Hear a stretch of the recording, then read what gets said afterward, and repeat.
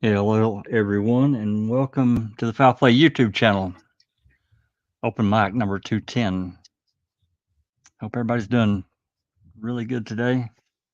A little special announcement. I've already told Susan.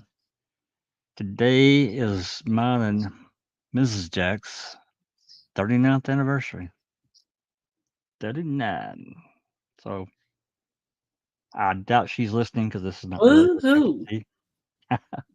It's not really her cup of tea, but would be. Congratulations. That's something, Jack. 39 years. It's pretty special. It's Oh yeah. it's just like anything else in life. It takes work to Oh my make God. things. Anthony Hills is late. Oh no, He was he was late today. that's What's up with crazy. that? Yeah, that's crazy. I don't know. Anyway, I just want if she was listening, I just wanted to give a shout out to her because she, put up with me, and that's saying a lot right there. Anyway, well, Congratulations, Mrs. Jack. uh, anyway, she's a pretty wonderful woman. She's done a lot. We've had our tragedies, but we've been fortunate as well. So that's just the way life goes. Anyway, Yeah. so before we get started, we were talking briefly about the Karen Reed case. I know a lot of people out there are keeping track of that. I know we got the jury watch has been going on. Um, I mean, I've watched some of it. Um, mainly on, like I was telling you before, on the lawyer. I really like that guy. He's really good at explaining things. I've been catching some of the recaps of the day. He's playing testimony and so forth. So give us your I give was us your thoughts. watching him about 10 minutes ago. Well, I have watched the entire trial, and there's so much reasonable doubt. It's crazy that the jury came back and said they were hung yesterday, Yeah, that's and the shocking. judge sent it back to continue, see if they could work it out. But there's two really big factions in this trial of people that support Karen Reed. They've been, huge crowds outside the courthouse with signs, and they all wear pink and, you know, free Karen Reed, and they believe that, she was framed basically. And then there's the diehards that, guilters that she's guilty, and they won't hear anything else. They evidently have not seen all the evidence because the evidence that the state has presented, that the defense has actually just poked holes all over, and the actions of the law enforcement are just despicable, some of them. And Proctor. so, oh my God. Oh my God. I've never heard a state agent get on the stand. I've never heard any cop get on the stand and get destroyed like he did um, with what they found out about what he had done. His, And his this is text a messages on oh his my god, private phone. that's right. It's Becca, it's Read, Karen Reed. Yeah, yeah, READ. Yeah, Yeah. just Yeah. look up the law. Just look Just, up the just, the YouTuber, the lawyer. oh, it's on so many channels. Well, it is. I've That's been, true.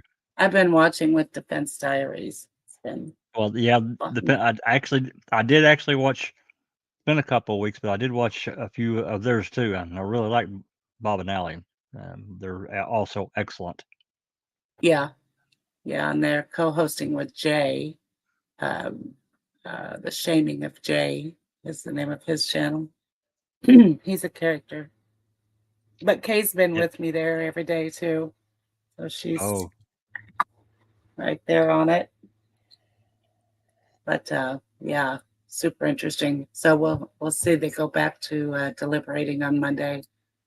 And they started deliberating, I believe, is that Monday or Tuesday?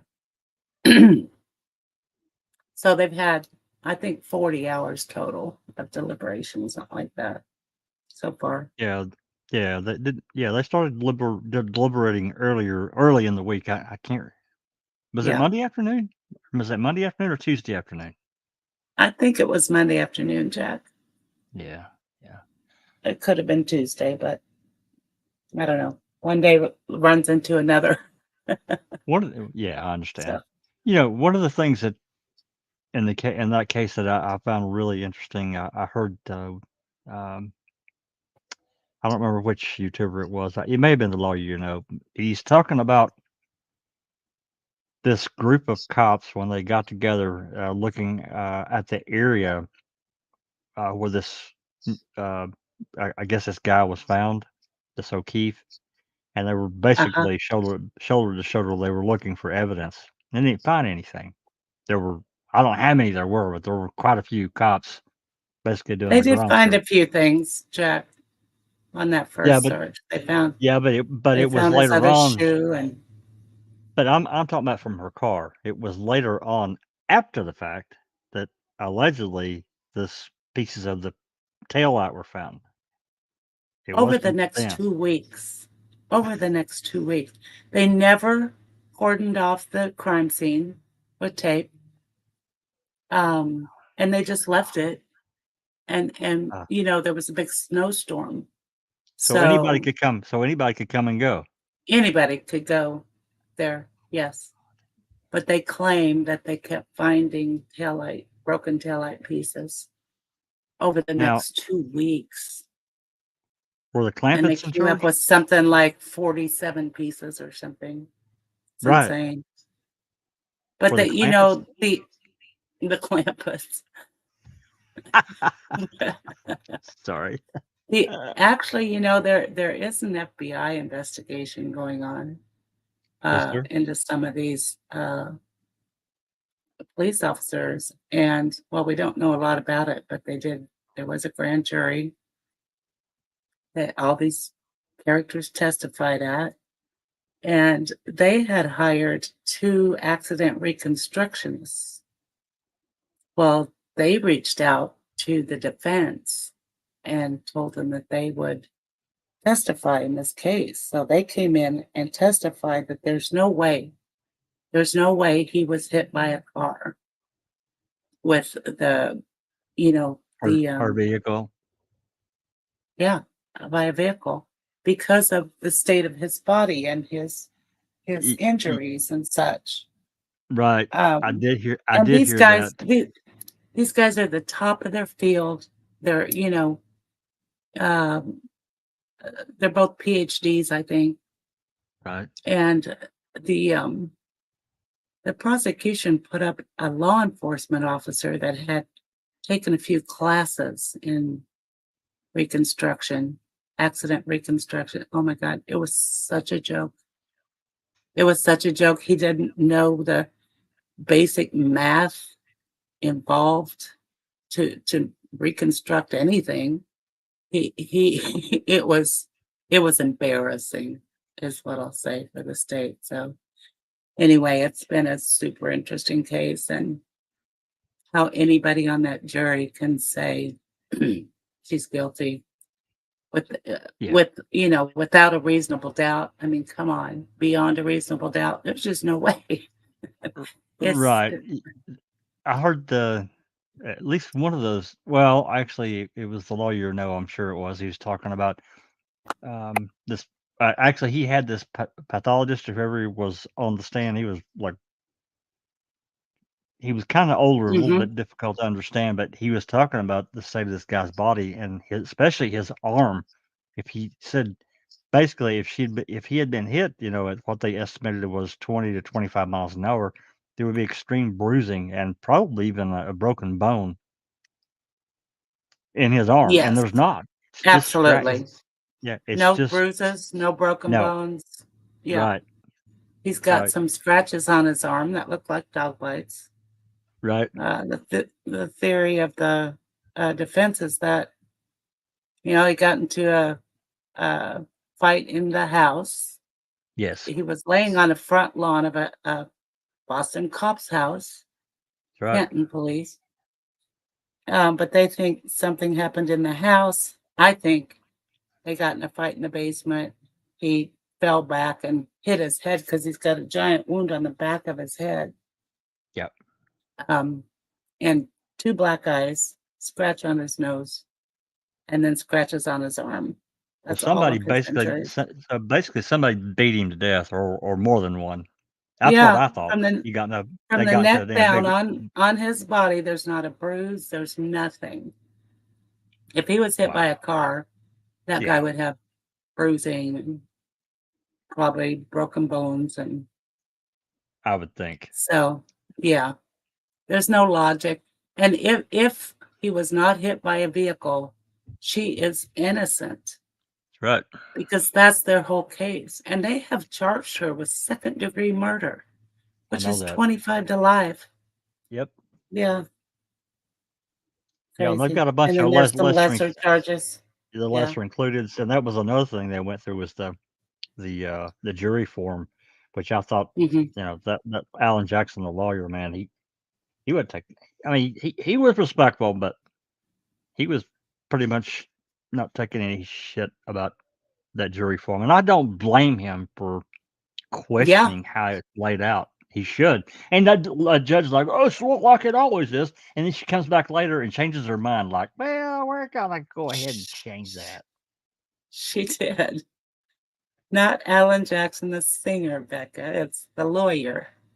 He was Yeah, actually the lawyer as a young guy on the Phil Spector case. You may not know who that is. He was a famous record producer, produced the yep, Beatles yep. and many others. But Alan Jackson, yeah, he's a superstar lawyer. He really He's is. yeah. He reminds So me of anyway, that Lita Walker in the Netflix case. uh This guy, yeah, and she was so good. she didn't miss anything, and this guy, I'm really reminded of her the way he picks up details, and if it's he thinks it's important, he's not going to let it go. He just won't. Yeah. So, any Some some people way, think that some people think he leaned too heavily into the conspiracy of the plant, planting the tail light, and but there's so much evidence that points that way. yeah, there is. Um, but for some people, they just don't want to go there. That cops can do that. We're all familiar with Yes. with Oh this. yeah. Yeah, Well, that's a big part of our draw and interest of how far will people in the criminal justice system go. It doesn't have to be a massive broad stroke conspiracy. it It does doesn't. not. It And does not. And people, it doesn't in th- this case either. It's right? just It, people it toeing the line. That's right. And it literally only takes often just one or two just acting independently. They don't even have to have a conversation. I'm gonna help this out here. I'm gonna help this guy out. That's all it Well, takes. the lead investigator in this case considered the Alberts, whose house it was, where he was dead on the lawn. The lead investigator in that family, the Albert family, they call each other, that's his second family. I mean, they were very good friends, and he's the lead investigator. He's a state trooper, but and he handled a lot of evidence and such, and did you know? Uh, I mean, to me, being that close, he should have been recused from the case. That's just me. But oh, Absolutely, what do I know? absolutely. And of course, the Canton police, the locals, they said they recused themselves, but they were all over the case, just like Avery, Oh, it's It another Manitowoc. yeah, yep, yep. I haven't paid much attention, but is there any like phone calls or radio traffic that this lawyer captured Alan Jackson that was introduced as evidence, or no, not really? Between the police. Yeah. Well, there's a text message that between this cop and a bunch of his old buddies from high school, Oh and yeah. they're talking about the case, Right. and he's telling them what happened and stuff, and they're like, so, and after 8 hours or something, he'd already decided that Karen had run him over and killed him. After the people in the house told him the story. So So, that so was their story. the investigation really wasn't anywhere, and he's already made the decision. She's guilty. Exactly. The same day. The same day they found him dead on the lawn. He decided she was guilty. So How he's telling can? his buddies, and his buddy says, ooh, those cops, they might be in deep doo-doo in that house. And he's like, nope. Or he didn't know they were cops. He said, oh, the people in the house, they're probably in trouble. And he's like, nope, they're Boston cops too. Oh my God. That's in To text see, messages. yeah, I was just curious if, um, And Karen Reed is fucked, is basically what he said. oh, well, sure. Yeah. If you got the people with the means and the authority to ram it up your nose, then, and if that's what they decide to do, they're gonna do it. Oh, But there's that's the ring camera video missing.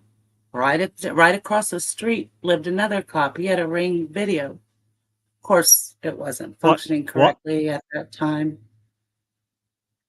Oh, It it really? would have it would have shown exactly what happened. But Mhm. it's missing. What? I missed Somehow he that. didn't capture it. Okay, I'm sorry. I'm just, you know me and coincidences, especially in situations like this. Uh, no. Yeah. Mm. Yeah. There's so much like that in this case. It'll just blow your mind. It blows my mind that anybody on that jury can hold out for a guilty. And I'm sure it's only one or two. We don't know exactly, but there's so much reasonable doubt that it can't be more than just one or two diehards. I don't know. Well, it could be. It could be a couple that saying, nope, that she did it, and I'm not going any other way. Because these Uh, cops just they wouldn't do anything like that. yeah, they inverted the video. The prosecution played a video in court of the Sally Yeah, Port where they brought the vehicle in yeah, to confuse the jury because there's a taillight that was supposedly cracked, right. splattered all over the crime scene. But See, and I don't it was a understand mirror why. image. So it's a mirror image. So you think it's the driver's side, but it's not. Or I, you think I, it's the other side, but it's actually the driver's side. that It's being like, done intentionally, I don't understand why that prosecutor didn't get in trouble. I mean, like serious oh my trouble. You God. do not alter evidence But that gets introduced into trial. but the defense ratted him out. The defense caught it and brought it out. And Just that. I the mean, judge the judge should have lowered the boom on that prosecutor. Or whoever did made the decision to do that had to be the prosecutor. yeah, I agree. And the other Certainly. video they have from in there is just, there's a bunch of it missing from key times. What? And so, oh yeah, oh yeah.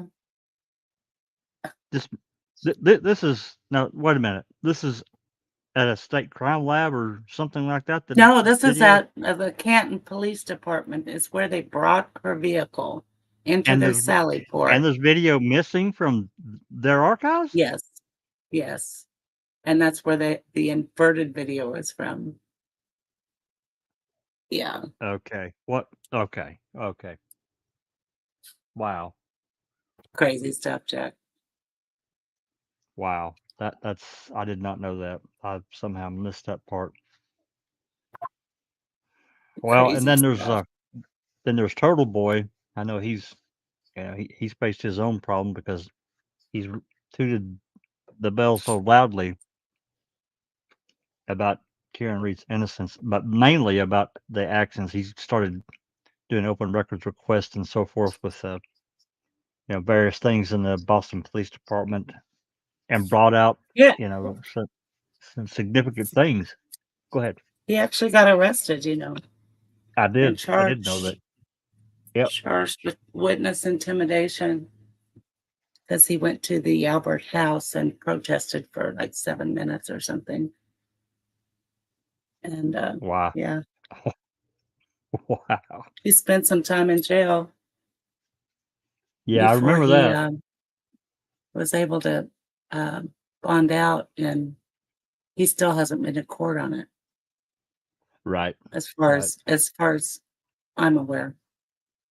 But he's brought out some significant things on um, well, just various things within the Boston Police Department, and I think Oh maybe my even gosh, yeah, he's local, yeah, and this isn't his only story of corruption there. I There's imagine some other not because cases that are very interesting. missing video out of the police department. Wow, that There just was also missing video at John O'Keefe's. He had a Ring doorbell camera, and they have and it's some of it, and and there's a couple of them that are missing, and they say they couldn't get the metadata from Ring, but bullshit, in the email that Ring sent back along with the video that they had, they listed that the metadata was along with what they sent, but they claim they never got the metadata I, because somebody deleted some videos from his camera, and it wasn't Karen because she didn't have access. right? Wow, wow. Yeah, there's so much. There's so much So that that's mind blowing. yeah, it is. It would be. I think in that situation that the defense could have said, "Hey, send us the videos and whatever you've got." I don't know why that wouldn't be allowed. Yeah, yeah. I don't know. I don't know. And they had of course, they had a hell of a time getting discovery in this case, Yeah, I pre-trial. do. I do remember that. Grab a coffee, Anthony. Yeah, we're gonna get started, but it's an interesting case because a lot of our interest is the various steps and things that a lot of us feel happen in the Avery and Dassey cases. I've been into. I've tried to step further back, and I don't comment nearly as much on X. And there's apparently and I've stayed. I mean, I'm still on Reddit, but I've stayed out of. There's apparently some pretty significant arguments going on again in MAM, and I stayed intentionally out of it. Hmm.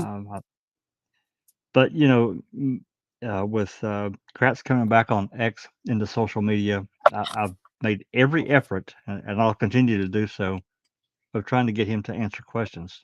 Just staying calm without Well, that any yeah. Well, that's true because well, but I'm he'll still never going to. answer to your satisfaction, Jack. I know, but I'm making the effort to give him the opportunity to do so in a calm, measured way. No tricks, no games, no gotchas. Just explain it. I'll give you a for instance, and this has come up twice now, and this is about the Zipper voicemail. This came up and it blew up again the other day. Um, Hmm. And you know, the reason that I picked it is because of uh, this discovery list that yours got a few years ago, and it Right. clearly said this list was created in January of 2007, and it has, for those that don't know, it has I don't have any items. It's got quite a few, 500 and something separate items listed, and they're divided up by where they were or where they're allegedly found, except for the miscellaneous stuff and so forth. Mm. Anyway, it says clearly, you know, Barb and George Zipper's voicemails were seized, and they are exhibits. This is printed 1 month. Joellen, Yeah, that's right. So Joellen. Yeah. yeah, I thought George you and said Barb. You said Barb. Barb's voicemail's listed, and George Oh, I'm Zipper's, sorry. Okay. Gotcha. yeah, they're listed as seized, and this Right. is a month before trial. So we're 16, 17 months past. We're 16, 17 months past where this was alleged recording was created. Manitowoc says they don't have it. CASO says they don't have it. Now, look, I'm not saying that The Kratz has that defense didn't voicemail. get it. No, I'm not saying Kratz has that voicemail. I'm saying he's got it listed 1 month before trial. So, as far as I can tell from everything we have, he's the last one that had it. Why would he list it in as an exhibit if he didn't have possession of it? That It didn't exist. Yeah. It was lost. I can't. Right. Well, it's a question that deserves an answer. We'll never get it, I but saw what he tried to say to you or yeah, how he answered you. yeah. It's typical. Well, it was a good deflection, I guess, but it didn't really answer the question. He had a completely open policy where he Right. turned over absolutely everything to the Defense defense that defense was lawyers could available. come in. Yeah, defense lawyers could come in and go through his files and so forth. Anytime. Yeah. Well, maybe that was true, but if a defense lawyer didn't know about something, would they even inquire or know where to look or what questions to Right. even bother asking, right? That's right. Right. So Yeah. anyway, that question, I mean, it kind of blew up, and I mean, there's elements that they just want to attack and attack and attack, and I'm not taking that approach with Kratz at all. I've tried to stay measured and you know just get questions answered, and I'm going to continue to do so and see what he says. Hmm. Anyway, yeah, that's right. True crime. That girl they videotaped Barb's answering machine. That was Remaker. That also I don't understand. They were there the evening the third. Remaker was there. Why didn't he videotape that one? I mean, he had the capability. He did it on his phone. So I don't understand it either. So, it forces us kind of down this path of saying and speculating, saying that voicemail hurt their timeline or their case in some fashion. So we never heard it. Disappeared. It's gone. Uh, Something. Yeah. thank you, true crime fan girl. I've been trying my best to. I mean, I'm not always that way with other folks that really want to jump down my throat, but I've tried to just keep it on an even keel with the crowd. So anyway, all right. Um, anyway, let's get started. So Okay. No. uh, we are at November 10th now. We're starting a new day, Channel 6. And as you can see down here at the bottom, I don't know if you can see my cursor showing up or not. Yeah, it is. You can I see it see there. it. 3 hours and Hmm. 20 minutes.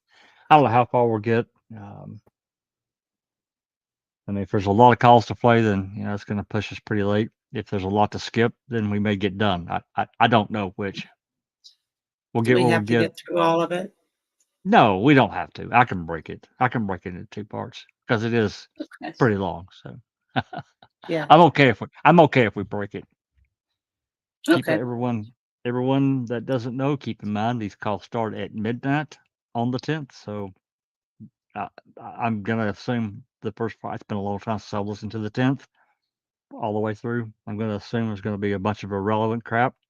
I will skip through those. If there's questions, put a Q in front of your comment. I'll try to catch it and go back and forth as we're going through. And from time to time, I will announce what time it is, um, then the dispatch, so you can kind of keep track throughout the early morning, day, whatever.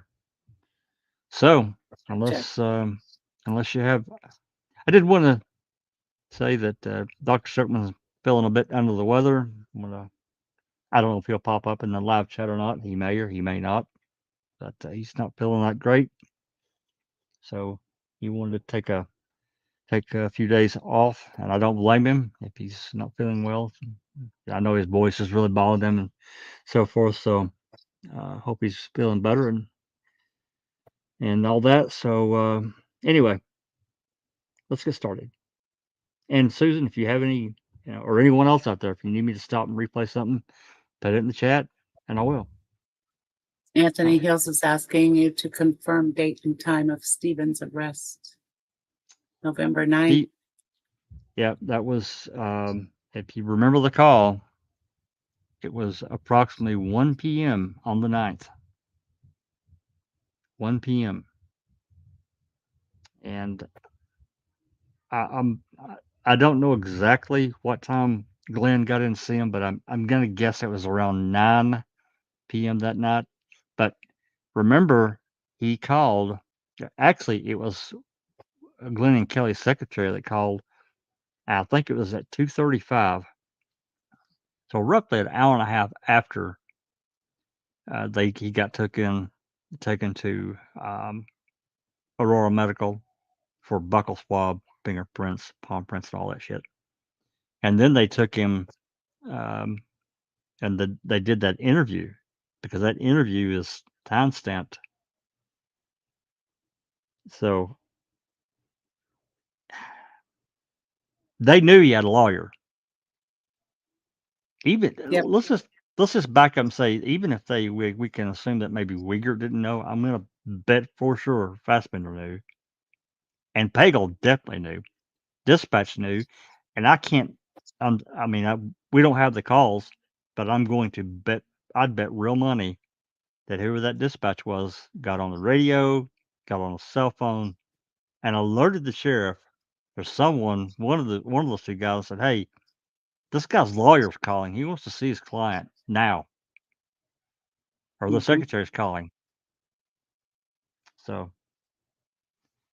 I don't know what the legalities of all that are, but I would have I would think that Avery would have had to have signed a consent.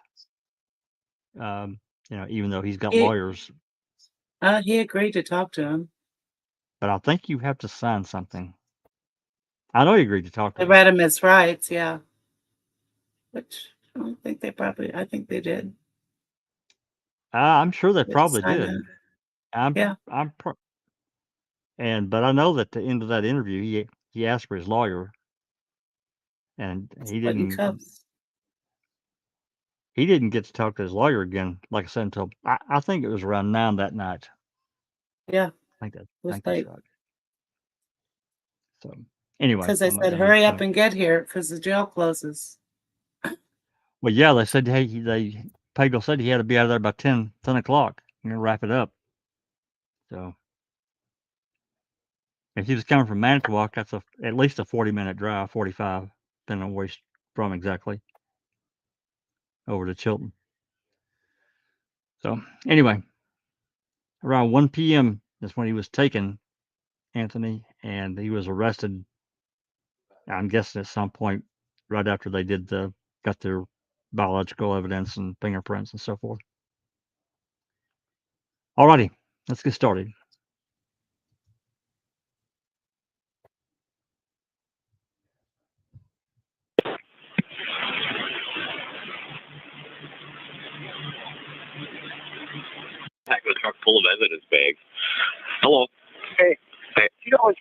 coming up today? Is Craig coming up today?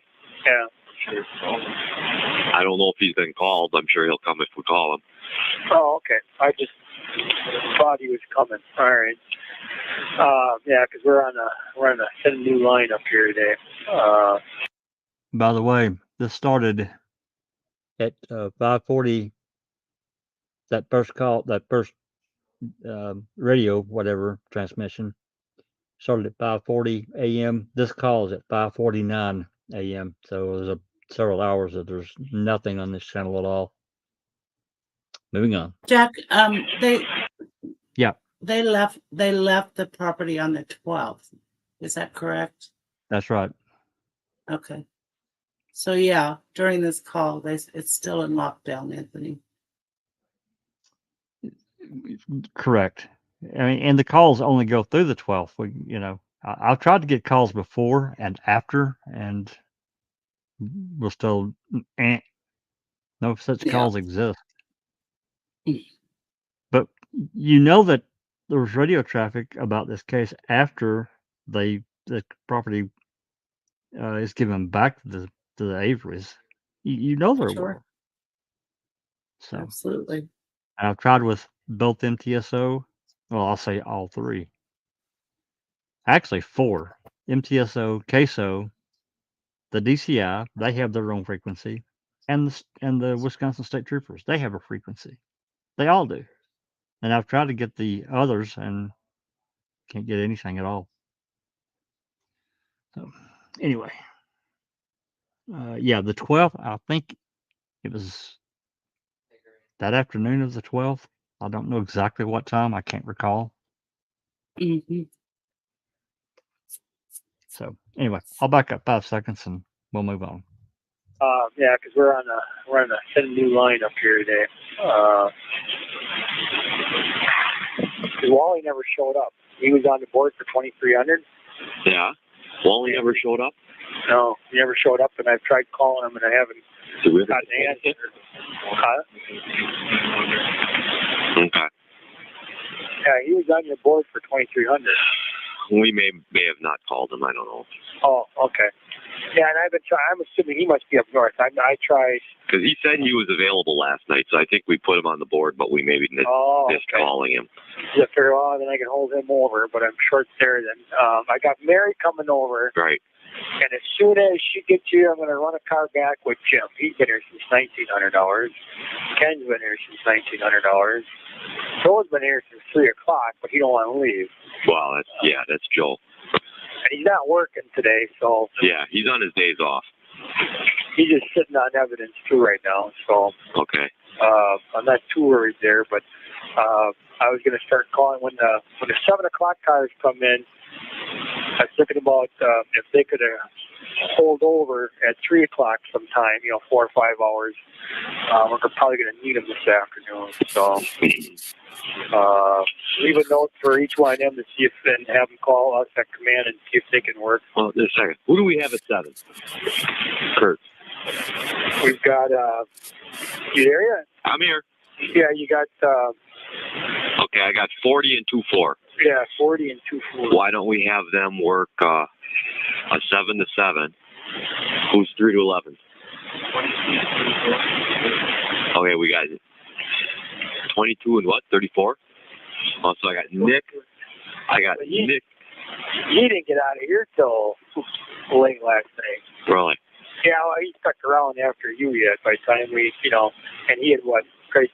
He started at 7. Yeah, he had a long day yesterday. I just don't want to get these guys too burnt out because they got that warrant for another 5 days. Oh, God. Yeah. So now they're not going to rush to collect this shit now. So, and if we find any more, we're going to be... Every time we find stuff, we got to get another person to sit on it. Yeah, and we're going to be really worried to sit. I do have Chuck and Jim are coming back at 11. Okay. I got to call them just later on and let them know for sure, but they told me they both were available. Who do we have working midnight tonight? You have Leslie yet? Yep, I got Leslie yet. She came in at 0300. I got Okay. Trenton coming in at 0700, between 0700 and 0730. Okay. My suggestion would be we'll hold over the day shift, make them work 12.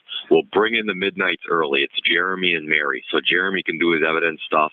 Don't keep Mary there too long. And we'll take Nick and Dan and bring them both over there. Oh, you're going to be, okay. We'll have Jeremy and Mary come in at 7 and have them work at 12. Yep. And then we'll have Nick and Dan. What I need is that extra person that's right now this morning. That's where we're really hurting more than anything. Who's the other midnight person? We're sure it's Jeremy. And okay. So he's already, they're going to be using him this morning, I think, already anyways, because they need him for sifting. For sifting and to get into that trailer. And you've already taken Mary. Yep, I've already got Mary. And you've already got Leslie. And I got Leslie. So you've got all 3 midnight people there. So I was planning on Wally, and he didn't show up. Yeah, that's probably my fault.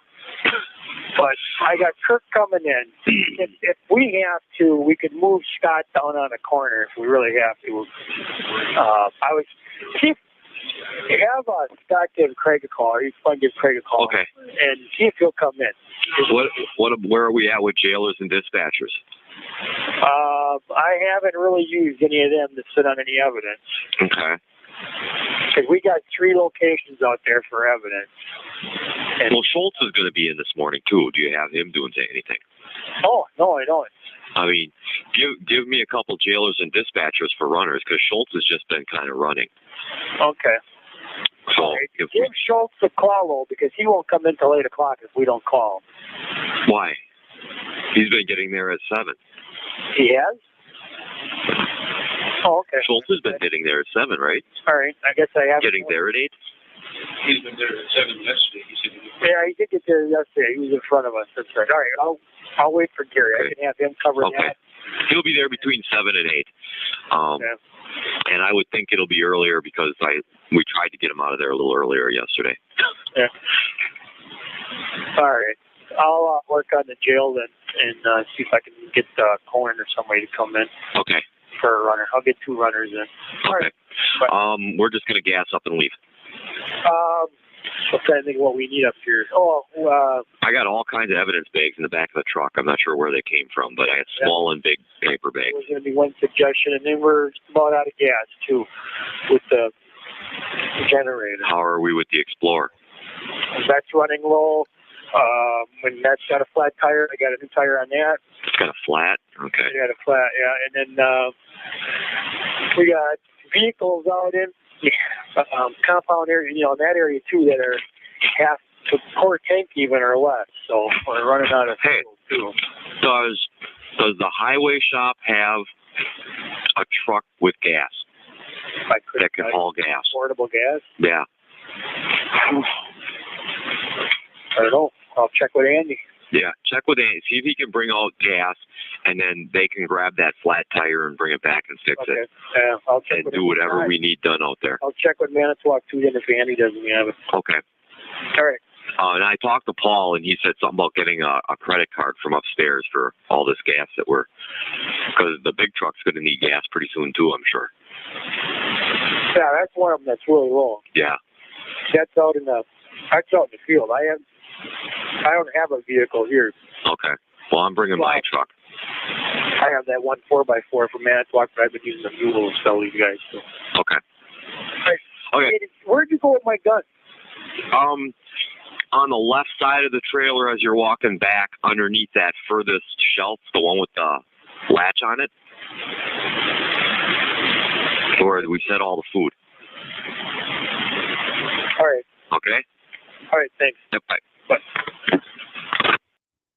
Yeah, I just want to make mention because the first part of this call, because it switched into a separate audio track, but he's talking about, we've got all this stuff out here, and if we continue to find stuff, it's just more to, we got to cover. And I want to mention something again. This is mainly for people that don't know about Simple calling in the day before and talking to Captain Rush about all these human bones that they're finding. He's found. not one photograph, and none of it. And I went back through the ledgers. None of it was entered into evidence. None of it. Where did it go? What did he find? The animal bones? He said they were human. Now, how he He knew that, I did, don't. right? I mean, did he Didn't he see also something? say body parts? Well, I don't remember him saying that, but he said two 5-gallon buckets full of bones. And I can play the call. I don't remember him saying body parts, but or Yeah, he said maybe not. human. He said human bones. So Yeah, either he knew and could recognize, or somebody was there and told him. He said he included human for a reason. Otherwise, to me, he would have just said, "We're finding a lot of bones out here. I need people to help me search." yeah. But there's also another part of this. At 1:41 p.m., Sipple also called in. He's with a DCI agent. So I don't know. I don't remember. I could probably look and maybe find out who this DCI agent was that was with him. Maybe the DCI agent, whoever this was, knew that it was human and prompted him to say that to Captain Rush. Again, I don't know that. But the bigger, I guess, the bigger picture for me is not any photographs of what he found, and none of it was ever into evidence. And they're just going along and Same. scraping stuff up, and it goes into a black hole. As far as I know. That's a lot of bones. Two Yeah, 5-gallon buckets. it That's a is. lot of bones. It is. I agree. Is that torso? I'm just saying. Yeah, I don't know because yeah, the right, torso's missing. right. I mean, start talking about rib Pelvis, bones and yeah, clavicle, yeah. There's a lot of bones in the torso region of the body, and femurs. yep, that's right. I mean, 60%'s missing. I'm just throwing it out there, just for inclusion purposes, because this is another big part of the case that bothers me. That this cop is admitting he's found all this stuff that's human, and it's not entered into evidence, and not one photograph is taken, not one. How does that work? How does that work? Doesn't work for me. It's all I can tell you. Anyway, I'm going to move on. The next call is going to be at 5:59 a.m. Good Here we go. question to ask Kratz. Well, it's coming. I've actually I've asked that question in a part of another question before, but I'm going to ask that one directly to him because I'm trying to keep these specific to one subject, and I mixed it in with something else, so it Yeah, got completely bypassed. So that one's coming. See what kind of good. reply. Yep. Hey, Jeff. Alrighty. Yep. Yep. Question. I just said hey to Jeff Jones. Oh, hey Jeff, how we doing, buddy? Hope you're doing pretty good. We Jeff and I've been going through these documentaries, some great memories of watching a lot of these from the first time. Anyway, more about that later. Anyway, let's move on. Okay, well, we got Jill and Ross is working power. He's working power. Oh, he's doing the transport. You know, Craig. Yeah. Hey, you want to go up there again? I don't know what's going on. I think we figure out something for the kids. Okay. You'd have to figure out something for the kids. Do that, and if you can. All right. And just okay. And then just head up there with your personal vehicle. Give my cell a call. Let me know when you're coming. Okay. All right. Later. Tacoma County Sheriff. Hello, Tacoma County Sheriff. This is Tom Thomas, WTAQ Radio. How are you this morning? Okay, so far. Good. They just told us to call in this morning to find out about news conference time. I know. The captain should be in soon. I heard he was coming in early. Okay. They had been at 3 o'clock, but I understood them to say they were going to have it earlier today. So if you want to give them, pardon? Yeah, they did say yesterday. I thought it might be earlier today. Right. At this point, they didn't give me anything. Yeah. But give me a half hour maybe, and by then the captain will be in, and I'll have more information. All right, sure. Okay. Now, can you tell me something, ma'am? I'm a little confused. Yesterday, it sounded to me like they anticipated bringing Mr. Avery into Manitowoc County. Last night, I saw a report that indicated Mr. Avery was, yesterday, they're bringing him to Manitowoc County. Last night, I saw a report that indicated he's in jail in Calumet County. That is correct. You guys have him there. Correct. He's going to have to go to Manitowoc County to appear in court on the weapons charge. You know that? I don't know. I think the way it sounded, because Kratz is the special prosecutor, they appear here. Okay, when you guys, I know in Manitowoc County, when they appear, they have to appear for bail first at some point. Here they do it about 1 in the afternoon. When do you guys put there? That all depends on when the judge is available and what his court calendar looks like. Okay, so I've got to talk to the courts about that then, right? Right. Okay. And they'll be in after 8.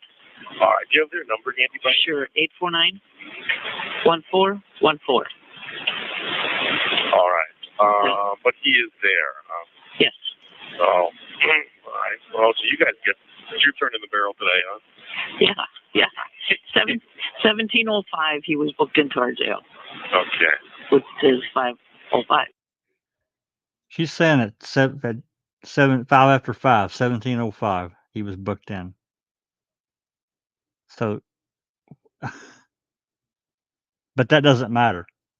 Somebody can still be interviewed without being booked into the jail. They can still be under arrest, right? And Well, if anybody, I think they had the warrant to get his DNA and took him to the hospital. Yep. First, and then they brought him in and interviewed him. They didn't arrest him until the end of that interview. They put cuffs on him. well, he was going to be arrested. Yeah, but they didn't actually arrest him until after that interview. Right. Hey, Cherie. So that makes sense. Hi, Cherie. Hello. I didn't realize that it was open mic tonight, so sorry I'm late. It's okay. Yeah, Doc wanted to take a weekend off, so he's not feeling that great. So I decided to jump in and get more of these calls done while we had a chance. Sounds good. All righty. Well, thanks for coming. You're welcome. Yeah, I agree with everything you said, Susan. It was they did all the other stuff, the interview, and then they arrested him. But they were going to arrest him anyway on the gun charge. Sure. That was automatic. Oh, yeah. I mean, to me, that was all in the effort to stop the depositions, which of course it did. Anyway, let's move on. All right. Fine. I will talk to you later. Thank you very much. Okay. Thank you. Good morning, Calumet County Sheriff. Yes. Good morning. It's Bill Kiefer at WLUK. Hi, Bill. Hi. Why I'm calling? Yeah. I'm not real sure. I've been asked all kinds of questions already this morning. Well, we're trying to find out when this news conference is scheduled for. Number one. So am I. Okay. The captain was coming in early, so I'm expecting him soon. Because normally he starts at 8, so I'm expecting him soon. Okay. And hopefully he'll have more information on that. Sure. Okay, next question. Just anything new? Anything? No, other than Avery is in custody here. He was booked in. Custody. Correct. No. Okay. Okay. Well, give me, I don't know, maybe a half hour, okay. And then maybe we'll know. Because I know they said yesterday it would be earlier today, but I didn't get a time. Gotcha. Okay? All right, thank you. Sure. Bye-bye. Morning, Comic-Con Sheriff. Hi, this is Jim Dillon, Channel 2 News in Green Bay College. Good morning. Hi. Busy? Sure. Want to see if you have time on the news conference today. No, I don't. Getting a lot of calls on that, so hopefully within the hour.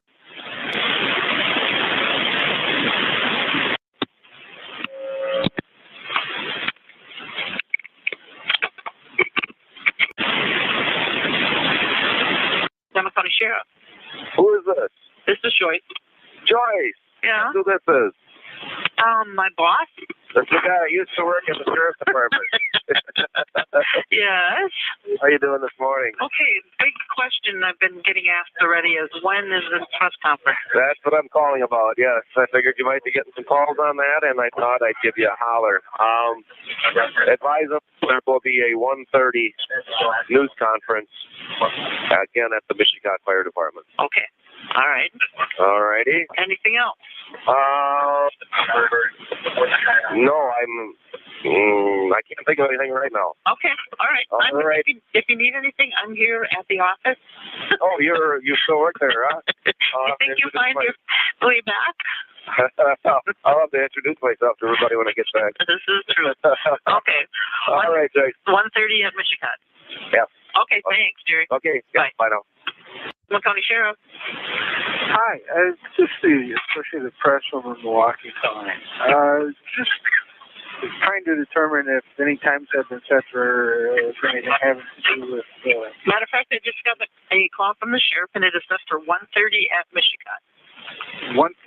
The news conference at 1:30. Okay. Do you know anything about a court appearance for?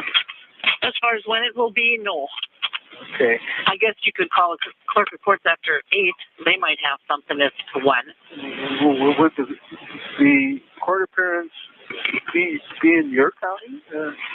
That I don't know either. Okay. Let me transfer the jail. They maybe know. Hold on. Okay, thank you. County Sheriff. Hi, can I have the accident report? Sure, please. Thank you.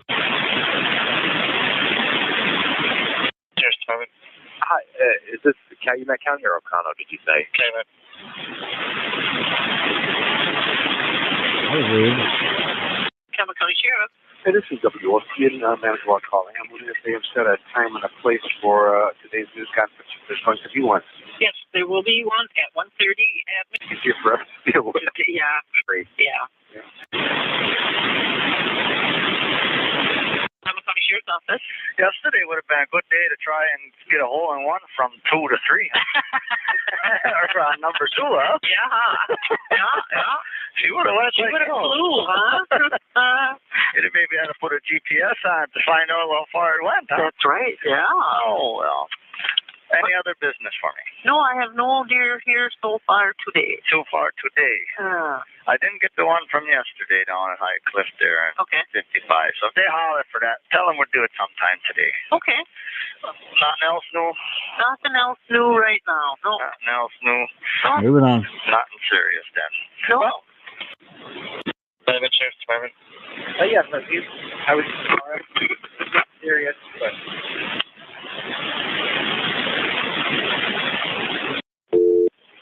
No idea what that was.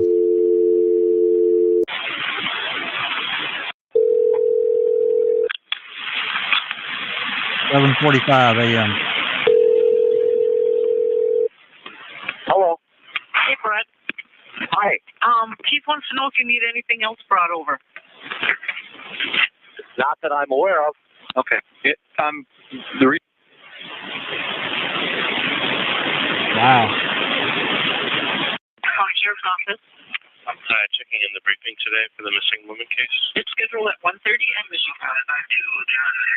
Michigan Procedural. Do you also have a time for Steve Avery? No, we don't. Thank you.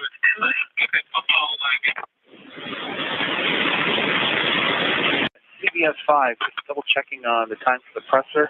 That would be at 1:30 at Michigan. 1:30 at Michigan. Yes. Great, thank you. All right. County Sheriff. Hi, this is Jim Dillon at Channel 2 News in Green Bay calling. 1:30 at Michigan. Michigan Fire Department. The other thing is Captain Russian by chance? Maybe. Let me try. Thank you. County Sheriff. Hi, Brendan, Fox 11. Anything going on from overnight? No releases here. Any press conferences scheduled? 1:30 at Michigan. 1:30 at Michigan. Mm-hmm. And do you know of a court time for Mr. Avery at all? No, we don't have that information at all. Can you transfer me to the jail? Sure. Thank you. County Sheriff. Hey, Hello, can I help you? yes, can you hear me? Hello? Hello?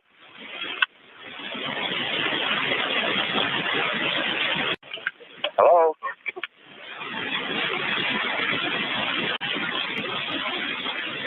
Okay.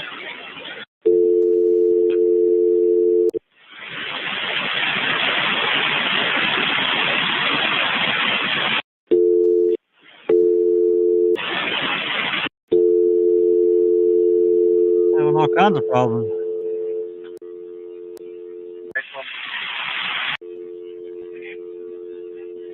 Is there a guy's one?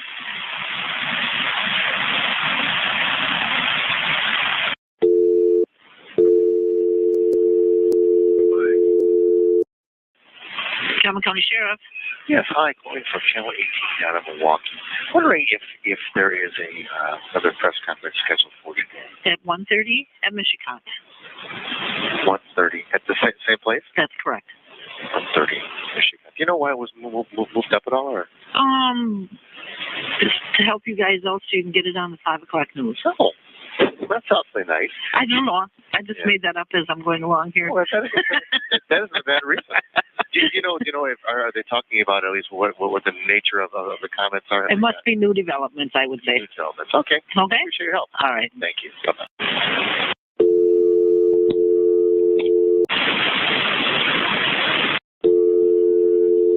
What the hell, man? County Sheriff. Yeah, Paul, what does Brilliant have going on? They had run a plate through and asked us to get, they run them through and there's a warrant on them. Okay. Okay. Sheriff's Office. Hi, Joyce. Jerry. Hi. Anything today? Nothing new. Press conference after 1:30 at Michigan. At 1:30. Okay. Thank you. Sure. County Sheriff's Office. Hello. Sorry, Dan Dyker, WCOB in Manitowoc. Uh-huh. We have a time on a press conference today. Okay, thank you.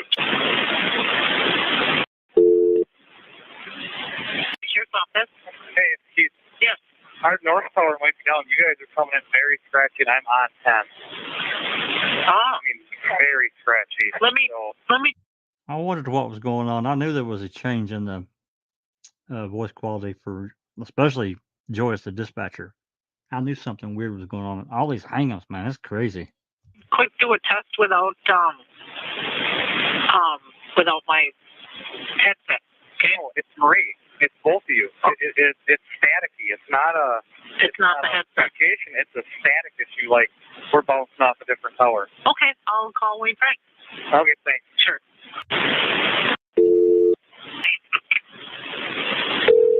Coming in by real scratch. Captain Rush. Well, Keith said that we're coming in by real scratchy on the tower, and he thinks maybe the north tower's down. Do you want me to call Wayne and see if he'll check it out?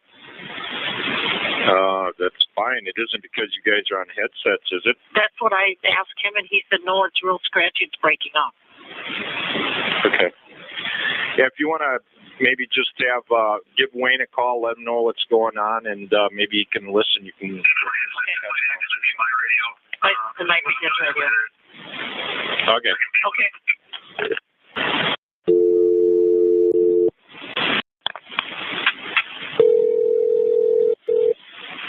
Good morning, Frank's Radio. Hi, it's Joyce to Calumet. Hey, Joyce. One of our officers in Squad 806 has said the radio is all staticky. The radio in 806 is all staticky. Yeah. Uh-oh.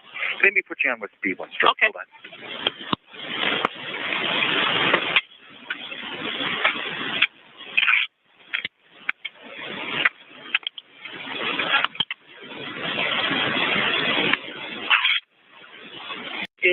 squad 806, Mm-hmm. and he said it's all staticky. It breaks up on him. Where's he at? He's in the north. All stacked and just breaking up, huh? Yeah. First he thought it was a tower problem, but the other squad that was right with him isn't having the problem.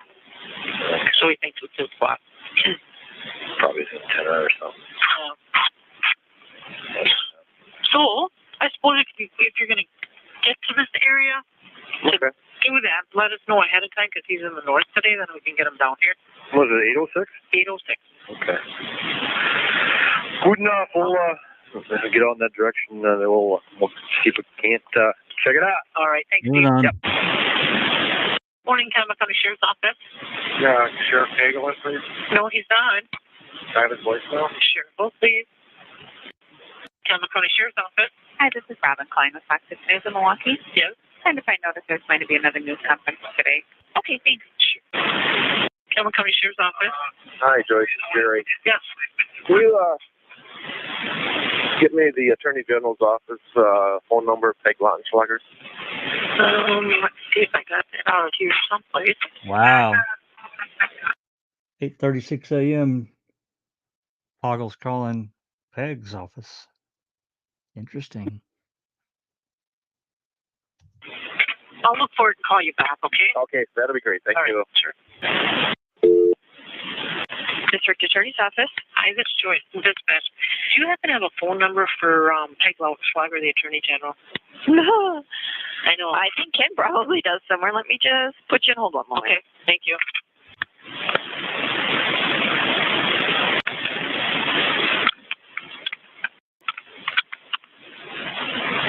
So wait.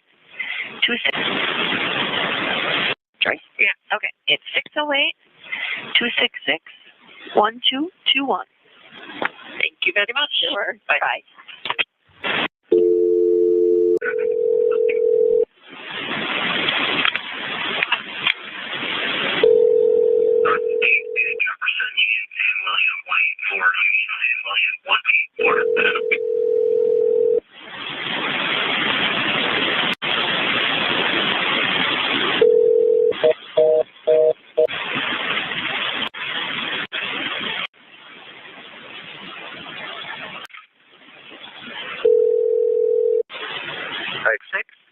Got a number for you? Okay. 608 Okay. 266 All right. 1221. 1221. Mhm. Okay. Thank you very much. Sure. Bye now. Camas County Sheriff. Hi, It's Joyce. Joyce. I'm sorry, Gia. Paul wanted me to call him regarding a resolution. Is he still there? Yeah, he is, but he's on another call. Just have him call me back. Okay. Thanks, Sure. Joyce. Bye-bye. Camas County Sheriff's Office. Yes. Who do I report to for a dead dog laying on the side of the road? The Highway Department. Moving on. You want with the dog. Around that. Dead dog. Uh-huh. Thank you. Thank you. Camas County Sheriff's Office. Hey, Schultze. Yeah. Hey, Gilbert High School just chased me. They've got a big deer kind of stuck in the at the football field, and it's all Gilbert High School. Moving on. Yep. County Sheriff's Office. Can you transfer me down that bill? Do you know where he is? Where is it? I think we just have to send it to you. Okay, we'll try that. Hold on.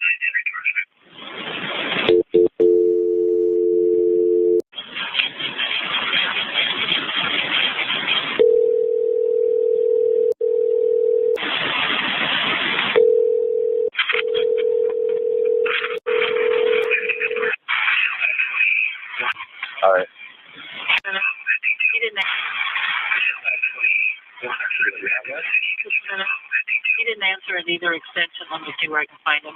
All right.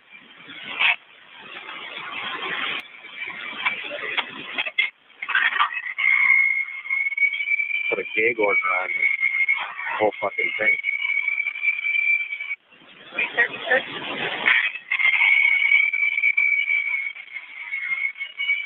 I don't know what they got. I don't know what they got going on their radios with their headsets on, but it's loud as hell for me. I got Mark. Sounds Rieger like on the line. teapot's ready. It I'm does. going to transfer you to an extension belt and pick up, okay? Okay, thanks. Hey, Mark. there's a rat coon sitting in the road. I've all seen Leave it how on. he's creating steak. From the county sheriff's office?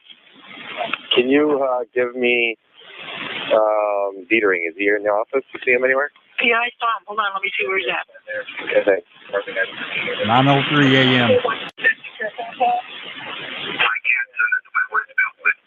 Tell him who it is.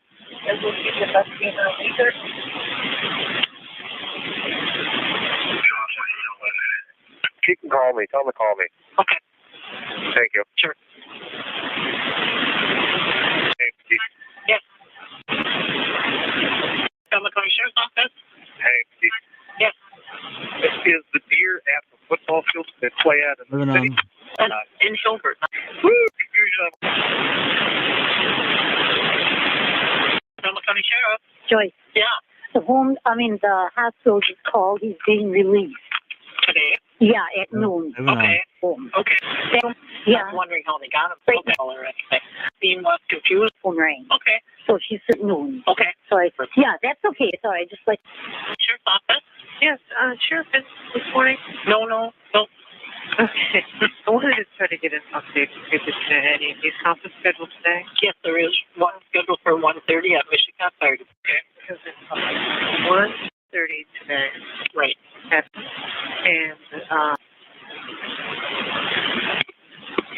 okay. Any indication as to what we'll discuss? No, we have.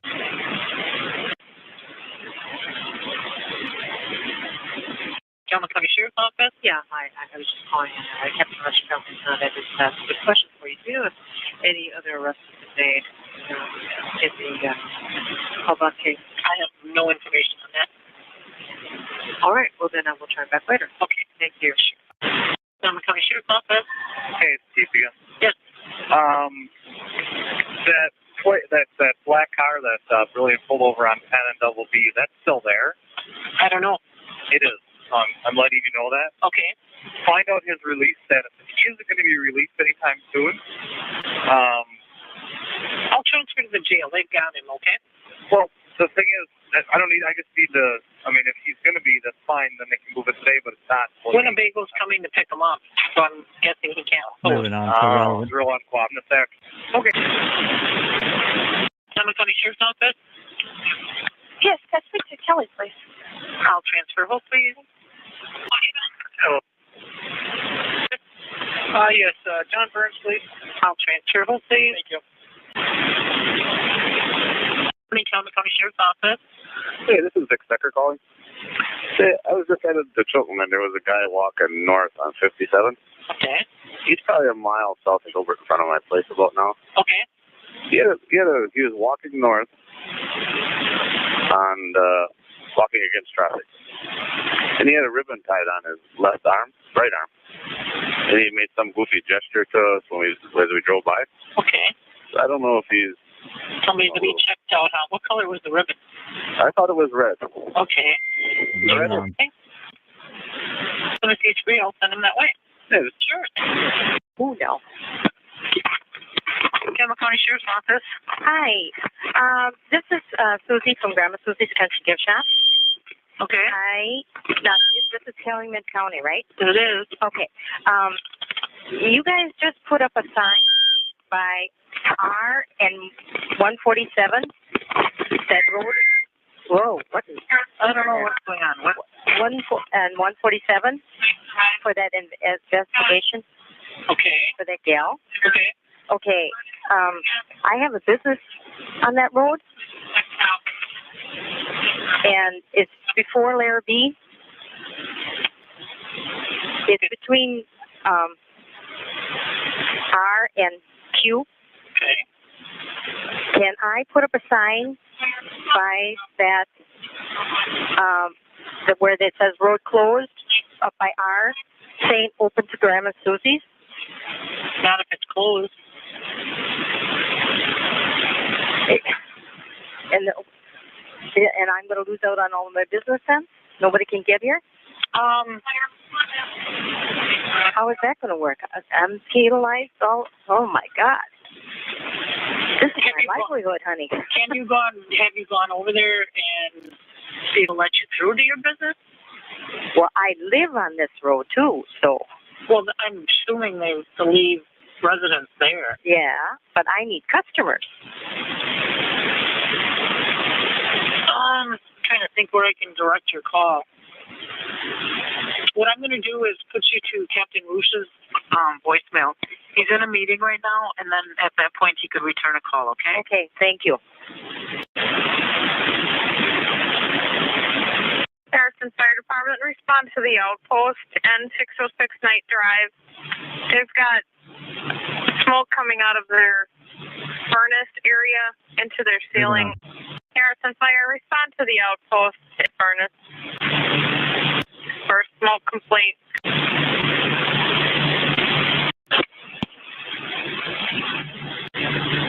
County Sheriff's Office? Yes, ma'am. I had to call up an officer, and I had talked to him a while back. This is Mary Bull calling. And my skirting on my mobile home was damaged way toward the back, and you can see the footprints like on it where they kicked it with their shoe. And all my son just told me it looks like they were talking to the officer. Well, who did it? You know what I mean? Just going to want to see. I mean. Oh, okay. What's... My number here is 852, so I won't leave here. Call me when you're... Rolling with one man. Sheriff's Department Dispatch. Hi, can I be transferred to the jail division, please? Sure, hold on. Thank you. Hey, that's en route. Homestead for needing response. Page. Silkman County Sheriff's Office. Hey, it's Keith. Is Captain Rush in? He was in a PPP meeting. I can try his extension. I did already. He didn't answer, so he must still be on it. Okay. Yeah, we ended up. I called her on the check thing. You can send that to me. There's nothing. We shouldn't lose anything. Okay, hold on, man. 10:20 a.m.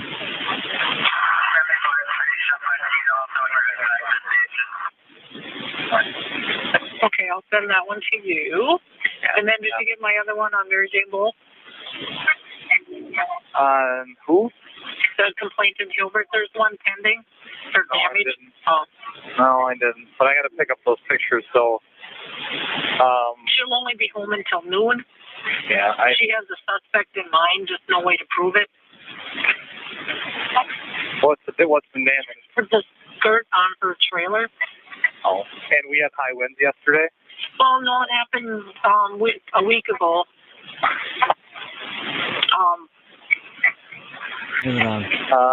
Okay. Thanks. Yes, this is James Becker. Yes. I had a snowmobile registration thing faxed over to you. Mm-hmm. I don't know if you remember. I got it. Yeah. Okay. I have the signed card. I went to the DNR and filled out that form. I have the signed card and all the keys that was taken off my parents' property. And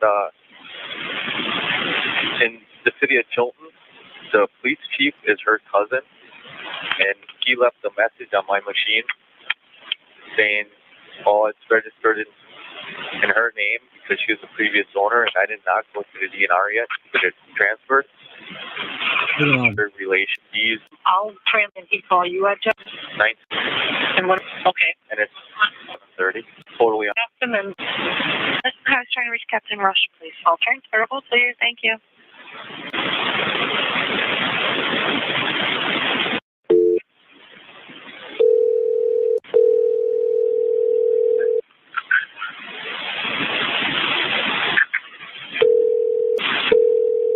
I am away from my desk. If you wish to leave me a message, thank you. I'll call Joyce when you get back. Thank you.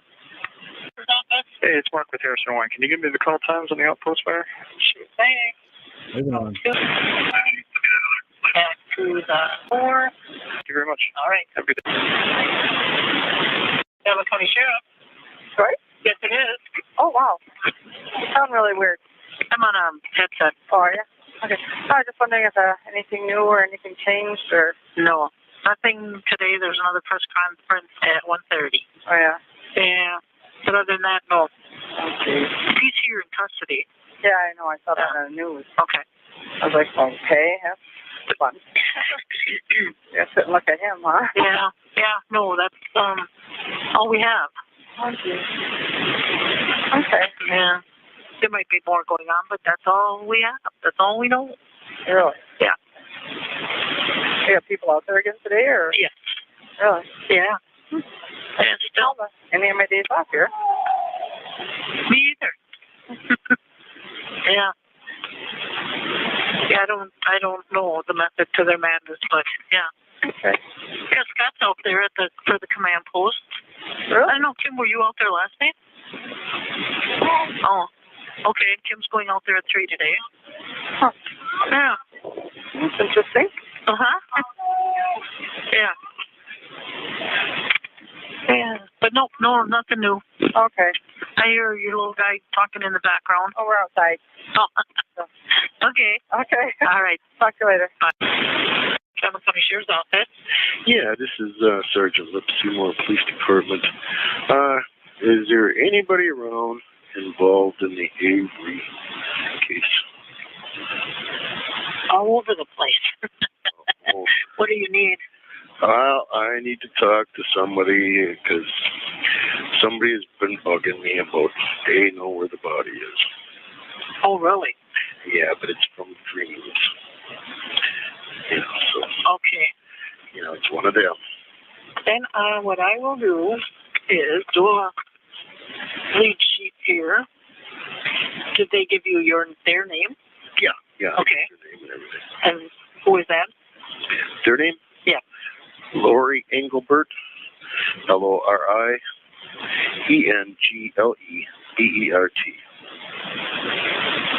Okay. Her address? It's here in Seymour. Wait a second, I'll have to look up her address.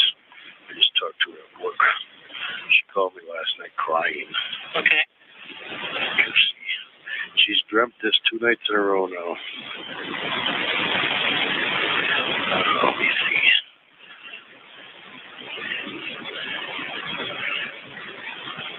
This view, but what is it? 753 Crestview Drive, Seymour. Okay. 6724. Okay. And her work number is 833-7783. Okay. And she claims that it's up in Marinette County, not too far from this cabin. Okay. So I don't. She had a dream. Yeah, she had 2 dreams. Both of them were about the rat Peshtigo River and him putting his body in there. And the Peshtigo River? Because this What'd is she say? where she claims that the body is in is home. You may back it up. I didn't quite hear it either. Because where I heard the word testicle twice, but I didn't hear testicle, but I couldn't quite make out what he said. But apparently, whoever this lady is has had this dream twice, 2 nights in a row. Lori, this is coming from someone named Lori. So I'll back it up a couple of clicks and see if we can make out what he's saying. Only river and him putting his body in there. And the Peshtigo River? Some river. Testicle River? Pasco River? Can you put this at the start, please? At the very the beginning call. of the... Yeah, I'll have to back up.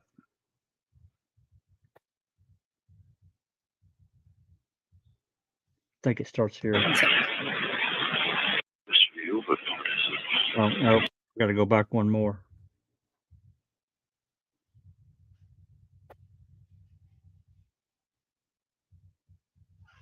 Maybe here. Cameron County Sheriff. Right? Yes, it is. Oh, wow. You sound really weird. I went too far. No. But that's okay. You know, yeah, I don't get the in the Be the background. next call. Sheriff's Office. Yeah, this is Sergeant Lip, Seymour Police Department. Is there anybody around involved in the Avery case? All over the place. What do you need? Well, I need to talk to somebody because somebody has been bugging me about they know where the body is. Oh, really? Yeah, but it's from dreams. So, Okay. it's one of them. Then what I will do is do a lead sheet here. Did they give you their name? Yeah. Okay. Their name and everything. And who is that? Their name? Yeah. Lori Engelbert. LORIENGLEBERT.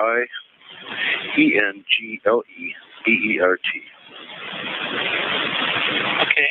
Her address? It's here in Seymour. Wait a second, I'll have to look up her address. I just talked to her at work. She called me last night crying. Okay. She's dreamt this 2 nights in a row now. Let me see. I'm going to move on a little bit here. He's just looking up an address. 753. Sure. 6724. And her work number is 833-7783. Okay. And she claims that it's up in Marinette County. Marinette County, near their cabin. Too far from this cabin. Okay. So I don't. She had a dream. Yeah, she had 2 dreams. Both of them were about the rat Pestigo River and him putting her body in there. Some river, and The rat testicle river. Gloria said Pestigo. I'm sorry. Okay. Yeah, that's I never. Well, I mean, I don't know. Pestigo? Yeah, Pestigo. Yeah, I'm not from there, so doesn't ring any bells for me. I think Gloria's from Wisconsin, so she I think should so. know something. Yeah, it could be something that she's familiar with.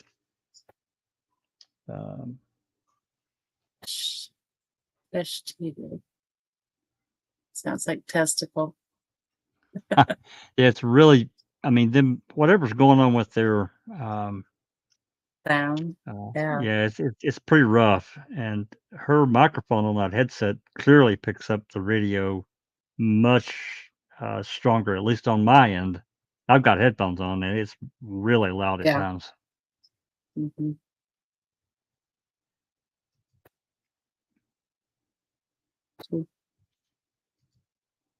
She says sorry. I say it's by Green Bay. Okay, well that's not really Marinette County.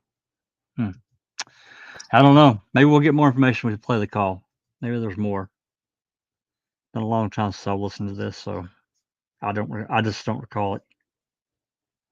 Anyway, here we go.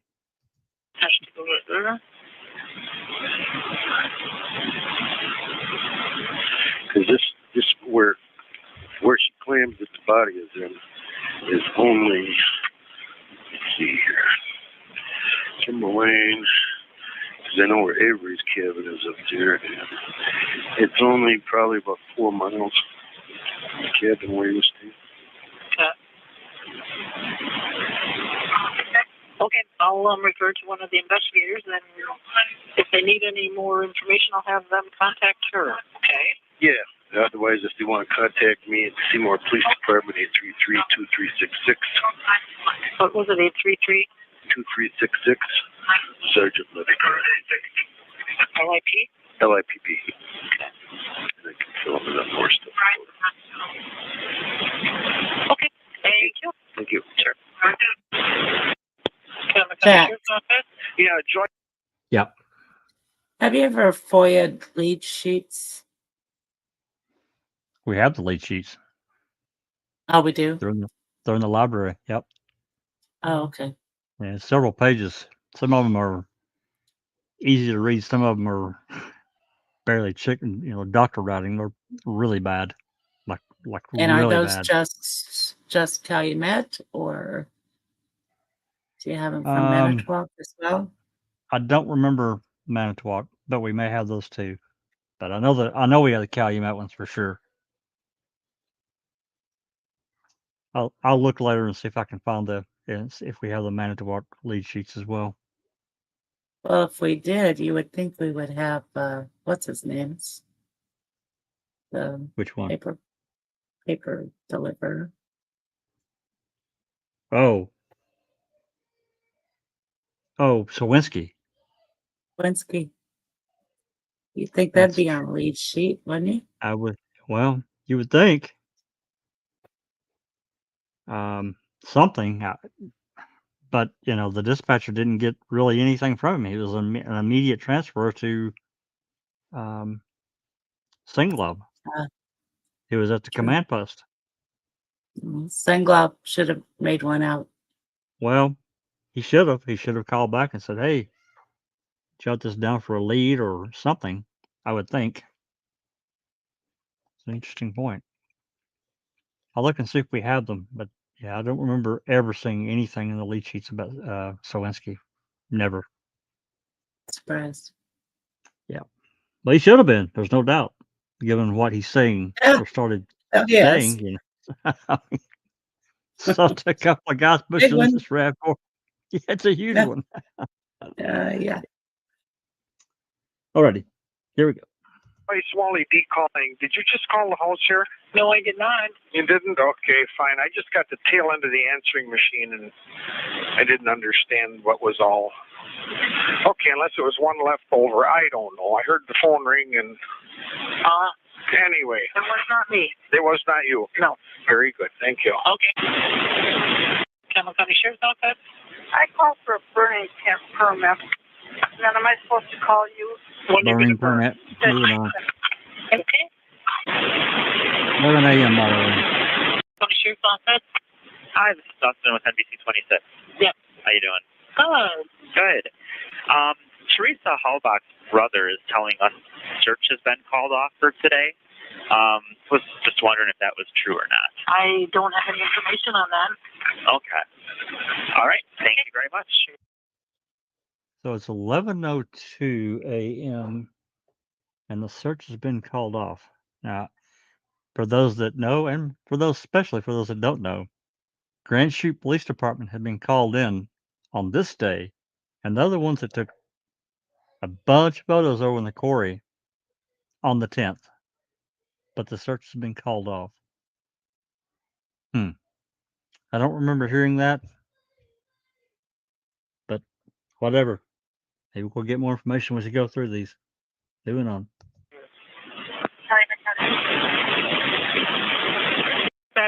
Hi. Hi. I want to send you 911. Okay.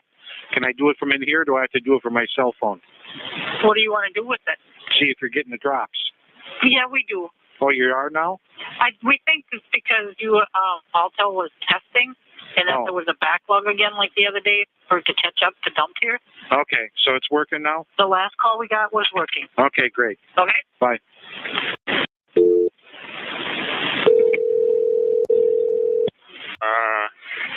Hey, Chris, what's for lunch today? Today we have the beans. Campbell County Sheriff. Hi, this is Jeff McAndrew, WHBL Radio. Is the sheriff available? No, he's not. Do you know what time that press conference is going to be today? Yeah, 1:30 at Michigan Fire Department. 1:30 at Michigan Fire Department. Okay. Can you tell us anything more about it? Have they found anybody or anything? No. Anything else? No information would be released there at that time. Okay. All right. Campbell County Sheriff's Office. Hi, Mike from the highway. Do you have a dead deer reported at state? Moving on. Here, second. All right. Campbell County Sheriff's Office. Hi, this is Shelley Botat over at Channel 5. Is the sheriff around at all, or anybody we can talk to? No. Will they talk to anybody before the press conference? No, they will not. All right, thank you. Campbell County Sheriff's Office. This is Jay Olstead over at Fox 11. A couple questions. Do you know if considering Teresa Halbach search has that been called off? I see that on Channel 5 news station. Yeah. Well, we know that Calumet County has asked the family to stop searching, but I was curious to see if the official search has been called off. We don't have any. What? They asked the family to stop searching? What? I don't remember this.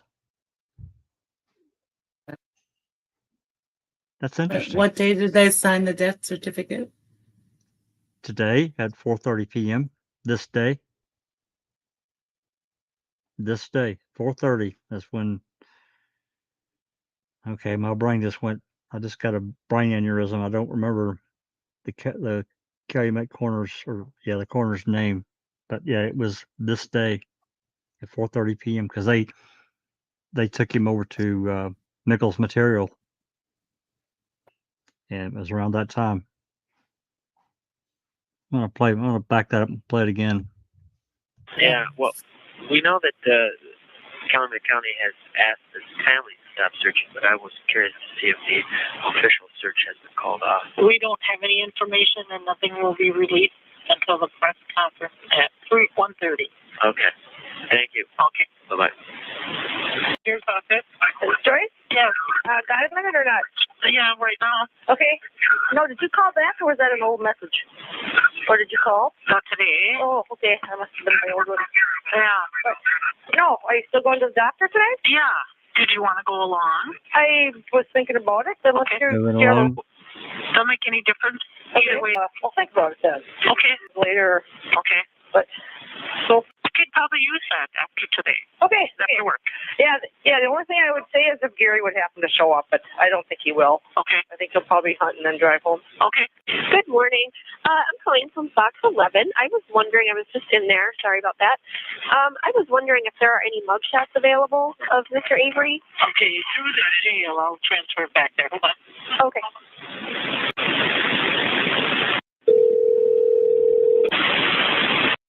Sheriff. Yes, I was wondering, can you tell me, is Jambo Creek Road blocked off also? Is which road? Jambo Creek Road out in Michigan there? You'd have to check with Manitowoc County. I don't have any idea. Oh, they said you would know. Okay.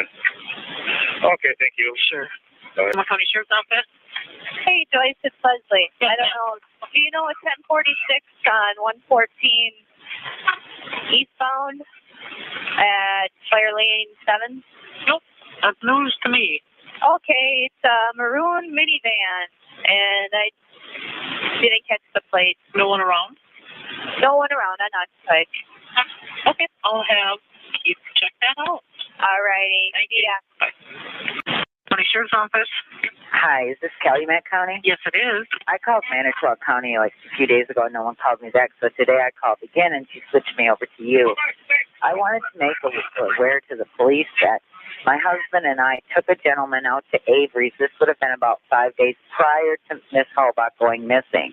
Okay. In other words, it was before her disappearance. But on that day when we went out there to drop the car off, he said it would take about 45 minutes, and I'm talking about Chuck Avery now, the longer-haired one.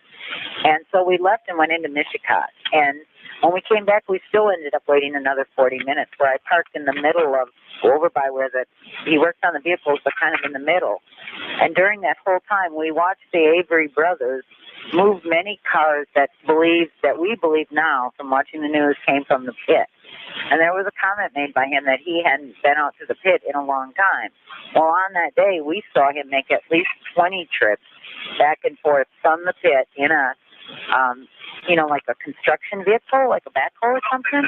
And he was carrying like burned out cars. One was burned out. He was doing it with a forklift with heavy equipment. Okay. And he would take them into the garage and he'd take them back out, and then he'd come with another one, back and forth, back and forth. So what day was that? That would have been approximately 4 to 5 days prior to her disappearance. So before that Monday? Yes, and my name is Jill, like Jack and Jill. Okay. Peterson, that's S-O-N. And then my last name is hyphenated, Misko, M-I-S-K-O. My husband's name is Thomas Misko. Okay. He reside at 1607 South 13th Street in Manitowoc. Okay. My number is 686-0506. And the person I took out there was Lyle Roeder. R-O-E-D-E-R. Okay. His phone number is 758-1973. Okay, so your concern is the activity was going on.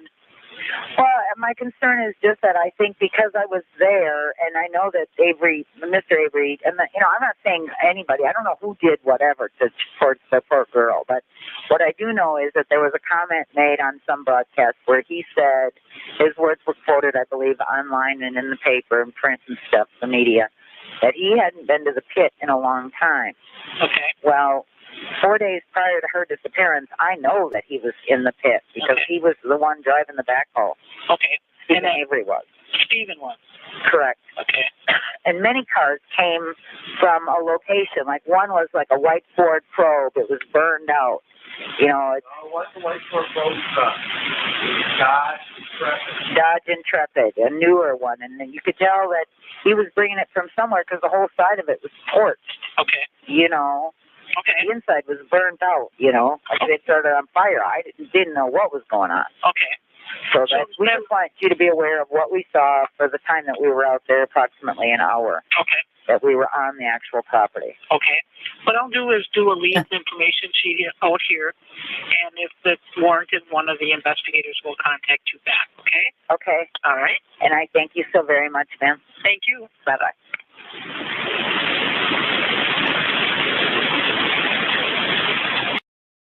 As if Stephen burnt that vehicle up. That's exactly right. Yeah, that's right. Yeah. Hauling 20 to 30 burned out cars? Really? Yeah, that was an interesting call. I remember it, but it's been a long time. Mr. President's got a comment here. Suppose the autopsy was done on whatever body MTS Silkman on 11/3 when the dark green Rab was seized and they declared SA a homicide suspect without any investigation. Well, I don't know, Mr. President. I don't know. Who was the person that said she saw him in the pit 4 days before or something? Who was that caller? Do you know? She gave her name, but I don't remember it. She spelled out all her information loud and clear. She did. She did. I don't remember it though. She had called Manitowoc twice, and that's the second time they transferred her to this call here. She was a hyphenated Peterson. What was the last name? Tiskel or something. I just wondered if she lived like on Cuss Road or Gamble Creek or right around there somewhere. How she saw all that, but that's okay. They were there with a vehicle getting fixed. Oh, I see. Yeah, Mr. President, for anyone that's listened to the calls, the Manitowoc calls, there's a marked difference. When after November 8th, they began shoveling everything to Calumet, whereas prior to November 8th, they were taking the information themselves. Every once in a while, that's a Calumet case. You need to talk to them. But for the most part, up and through November 8th, they were taking the calls, taking the information. November 9th rolls around, everything started getting shoveled over to Calumet. So something clearly happened. There's no doubt. But we know that the November burn pit happened on the 8th. That's right, and the key, and the license plate. Mm. But we They also found know all that their evidence. November 9th, Manitowoc was basically removed from the Avery salvage yard. I won't say all the way around, but for the most part, they were moved off the property. They moved themselves. They found what they needed to. Well, if you look at the Manitowoc summary report, there's nothing after November 8th. Nothing. Doesn't pick up again until March when they went back in. So it's interesting, it's subtle to me, but it's very black and white. But anyway, that's me. All right, that's that's true. It wasn't their case, but like I said, up and through the 8th, they were taking information, taking tips, blah blah blah. This was ongoing until the 8th. Then everything changed. So clearly, some directive was given down to dispatch. Calls come in, they get shoveled over. I don't know who made that call. If it was D.I. Shedder or the sheriff, or I have no idea. Anyway, all right, let's move on. Cameron County Sheriff's Office. Would Craig Windling be available? He's not here today. 12:33 p.m. Okay. I was to call him if I hear any information on Robert Carlson. I guess he's wanted by probation and parole. Robert Carlson? Yeah. Okay. He called while I was gone, so I have a phone number. Okay. It's 228-832-9868. But it says payphone. So I don't even know what town that would be. Okay. I will get the information to him. And what is your name? I'm Pam Meesfeld. He told me that if I heard anything, it would be in my best interest to let him know. So I'm letting him know because I don't want no trouble. Okay. I will. More relevant.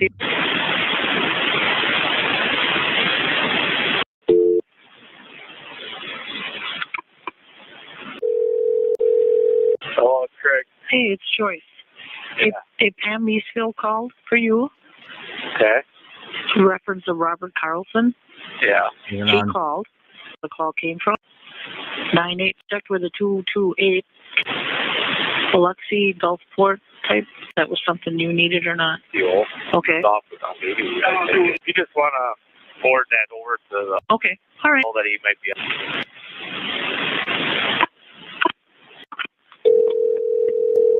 Hi, Joyce. I don't know who's taking over Steve's clients while he's off. Well, we're kind of all doing it. Okay. Including some agents from Manitowoc. All right. It's in reference to a Robert Carlson. Moving on. Pam Came from 228. It is from, and that's from. Okay.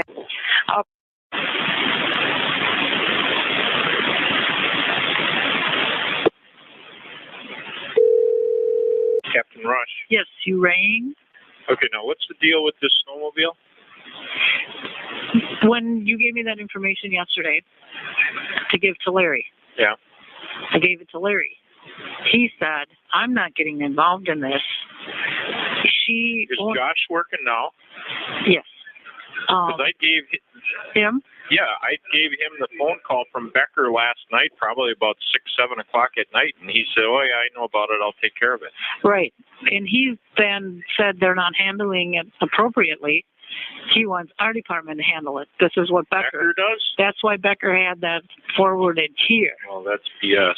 And from what Larry told me yesterday is Becker and... Okay, what's Josh doing now? I don't see him on the screen. I don't either. Do you know what Josh is up to? Marie, do you know what Josh is up to? Nothing. I don't know why he's not on. Okay, why don't you have him give me a call? I'll talk to him. Oh, okay. All right, thanks.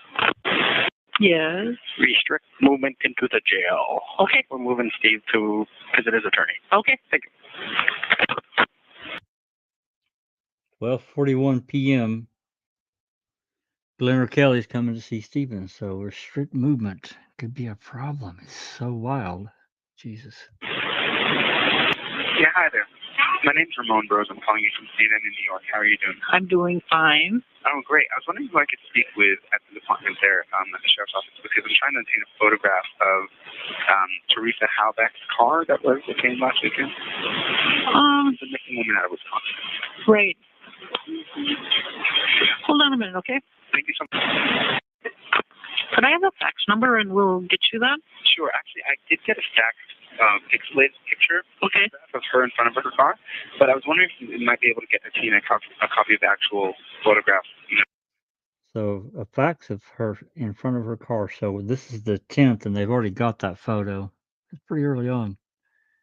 Did It he say appears. he was trying to paint a picture of it? I think so. I think Yeah. that's what he said.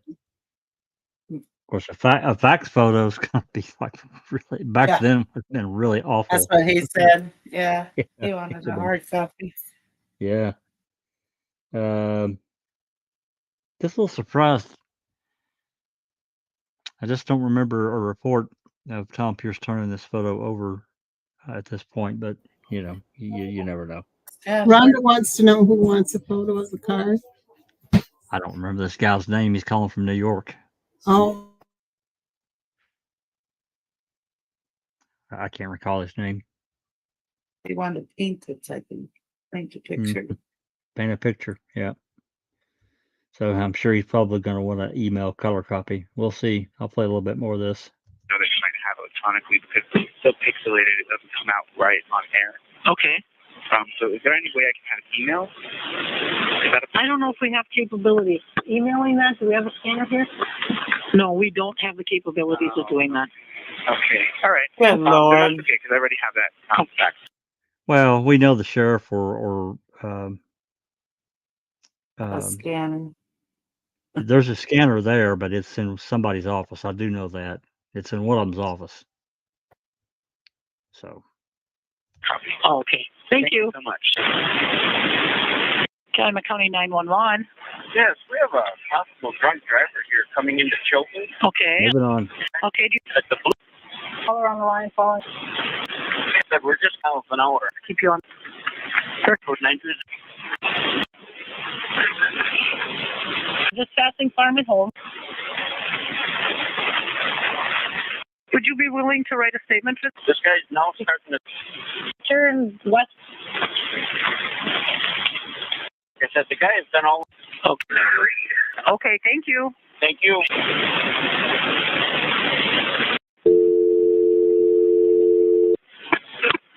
1:21 p.m. Good afternoon, Calumet County Sheriff's Department. Just for your information, I do have the live feed ready to go here for the 1:30 conference. Oh, okay, thanks. Sure.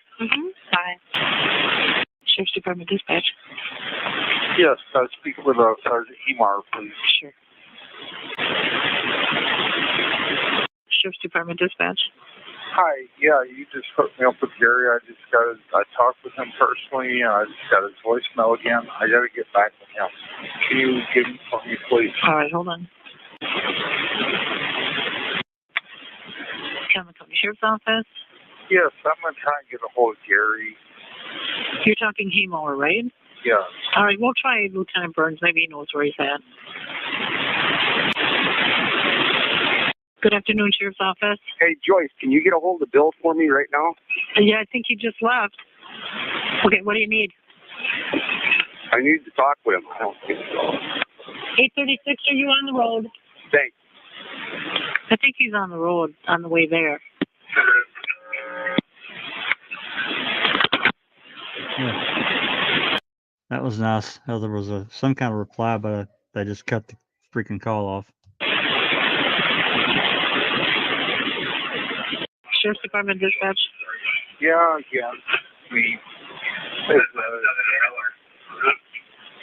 Pardon? His wife. You're breaking up. I'm not able to hear you. Is Dan Weiger in? Mark Wiegert? No, he's not. His name was Dan. In Or Deputy Weiger. in the jail. I need to talk with Gary.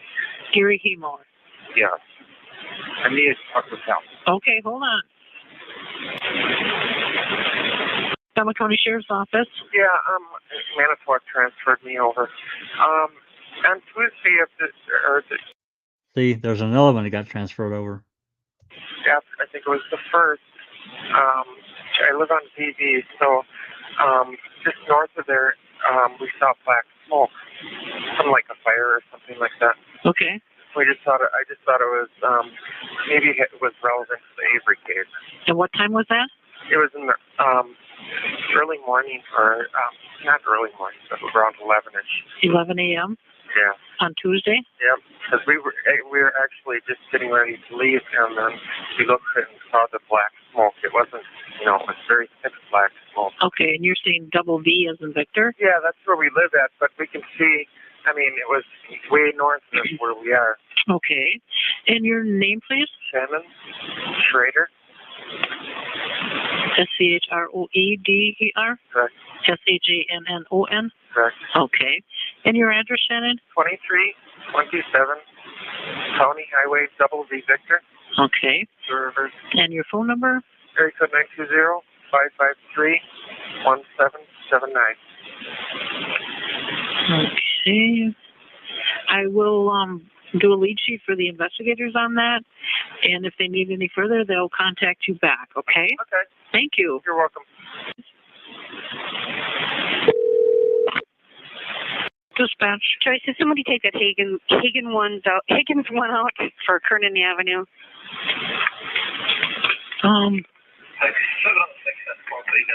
No, that's here.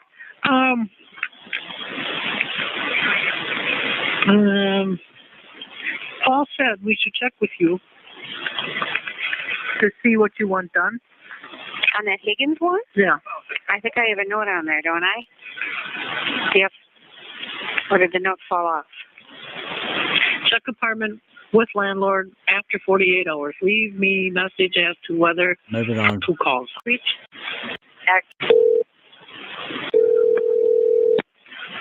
Sheriff's Department, Diane speaking. It was posted on the 8th. What time? By 8:35 at 13:09. Right. Then on the 8th at 20:04, 24 was there. Mm-hmm. 2 weeks Saturday, someone made out or something. Maybe in another unit. Left out back. Neighbor in 219 saw them. Notice still up. Yeah. But I need to verify because supposedly there's furniture in there. That's why after 20, whenever that I get it. Notice was really afraid the landlord or he lives there. 280. All right.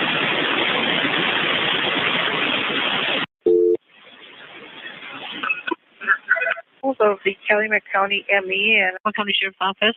Yes, I'm trying to get a hold of the Calumet County ME and I'm not having any luck. Okay, your name? The coroner's office in Manitowoc. Okay. And the number he should call? 920-683-4008. And who should he ask for? Debbie. Okay, I'll page him. Yeah, Thank you. package. I believe so. 2:08 p.m. Patch. That's interesting. Yeah. After she was threatened. Yeah. Oh. I wonder why she's. Well, I mean, it could be unrelated because they didn't say, but interesting. She called a medical examiner. Mm-hmm. Yeah. Yeah, the medical examiner can also sign off the death certificate, So, interesting. Alrighty, moving on. And have him call you. Thanks. Sure. Bye.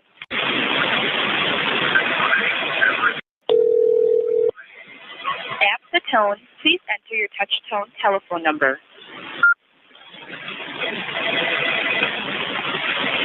Calumet County Sheriff's Office. Hi, this is Joe. Maria called me about following some records down tomorrow. Yeah.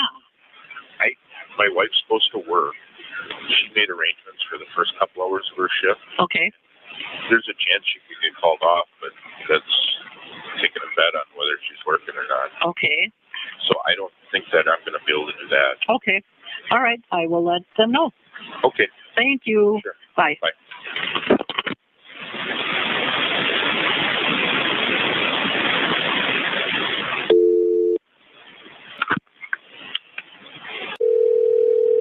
Calumet County Sheriff's Office calling back. When I'm ready. Hello? Sorry about that. Hello? Hi, is this Shannon? Yep. Calumet County Sheriff's Office calling back. When I'm writing the note on the leads information, the smoke you saw, was that this past Tuesday or the week before? The week before, after, So on the 1st? on the 1st, yeah. Okay. All right. I just wanted clarification on that. Yeah, the 1st. Okay. Thank you. You're welcome. Bye. Calumet County Sheriff's Office. Hi, this is Robert from Channel 11. I was trying to find a clarification on some things that the sheriff said this afternoon. I was just trying to find out if it's standard procedure for the sheriff's department to videotape interviews with people, or if this was an unusual occurrence. I'll transfer the captain. Hold, please. All right, thanks. That's County funny. Sheriff's Office. I don't know that you make Hi there, my name is... I'm not going to answer that question. I'll transfer you out of here. Normal to videotape what? I missed that. Interrogations. Interviews. Oh, Interviews. Yeah. I don't think so. That black smoke could have been coming from the quarry also. That's right. Could have been. They said they lived quite a ways away, several miles. So Double V, was it? Double V as in Victor. Yeah. But the interview question, that's interesting. She didn't want any part of Funny, answering yeah. that one. Right. All right, moving on. Calumet County Sheriff's Office.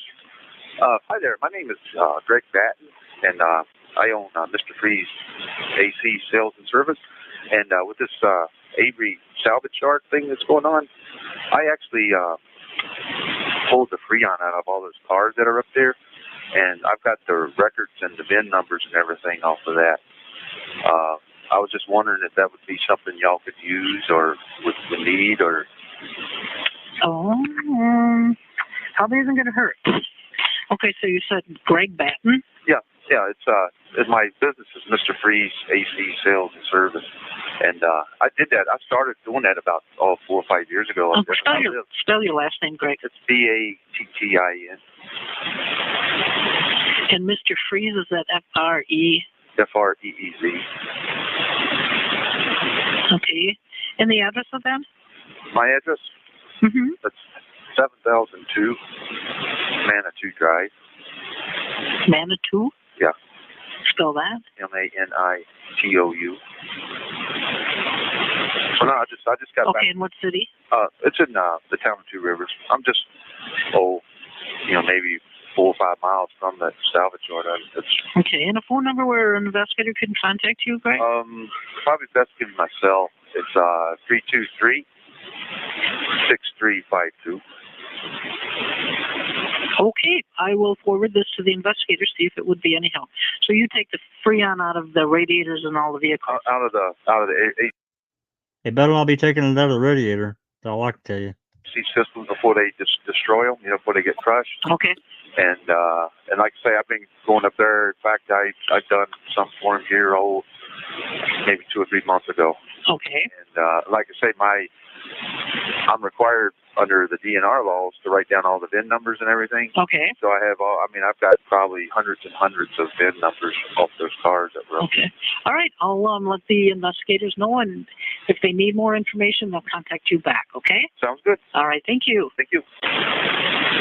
Calumet County Sheriff's Office. Hi, Phil Cianciola calling from WTMJ Radio in Milwaukee. Yes. Trying to get a question answered. I don't know if Sheriff Pagel's the one that could answer it directly or not, or if he's available on the Halbach case.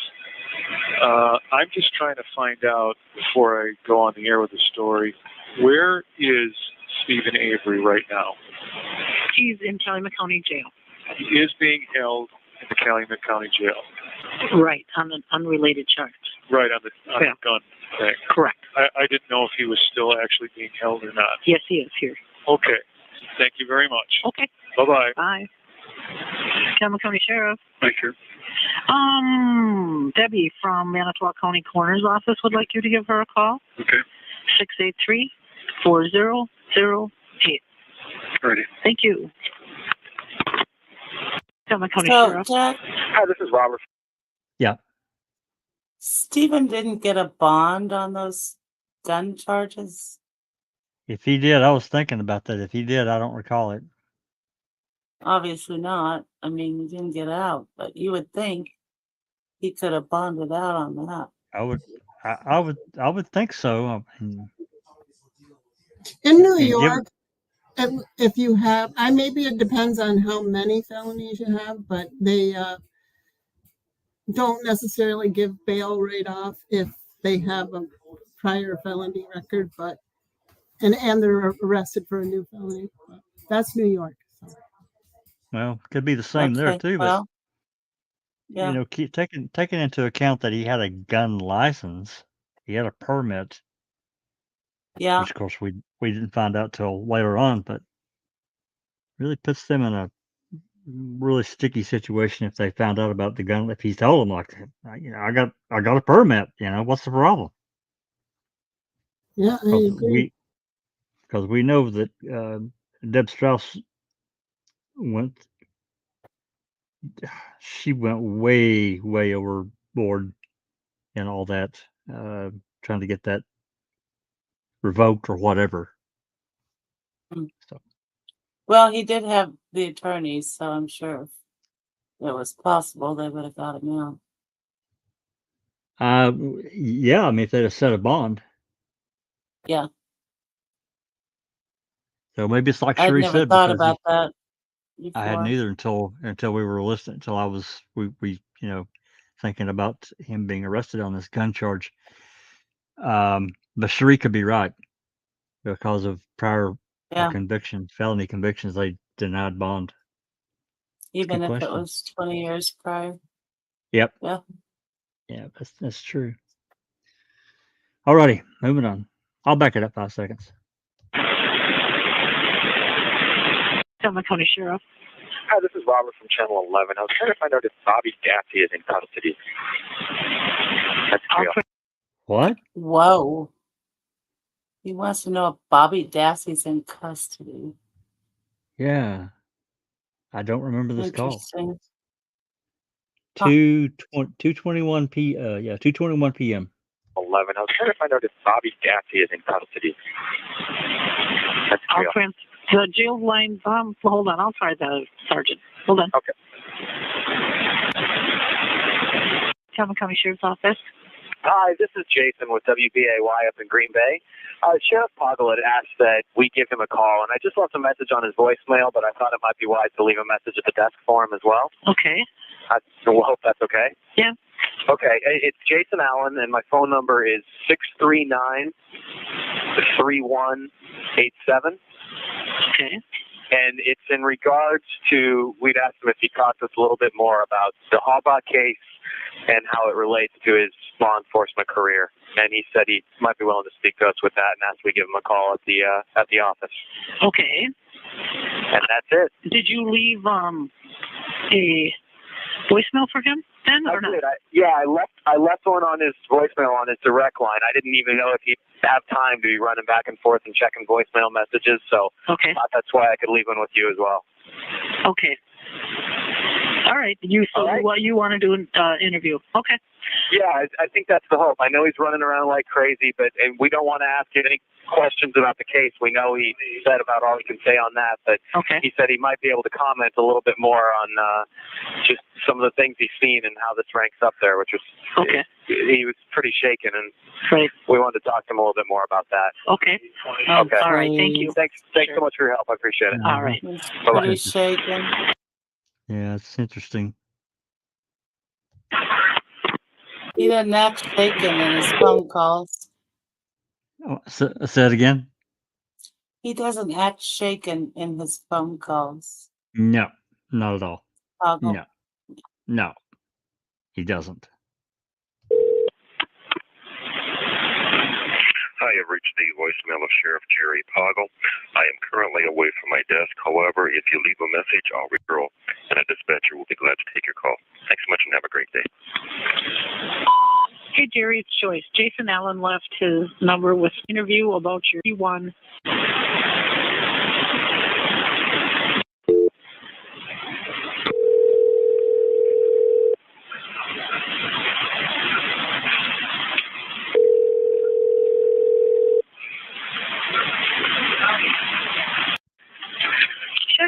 Carol speaking. Just to let you know, there's a live feed coming from the Halbach family. Oh, okay. All right. Thanks.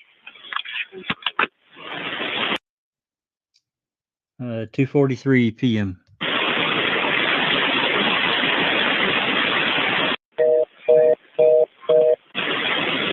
County Sheriff's Department. Hi, Jerry calling. Yeah, Jerry. Can you send a teletype to the Grand Chute Police Department? Attention, Chief Ed Kopp, KOPT.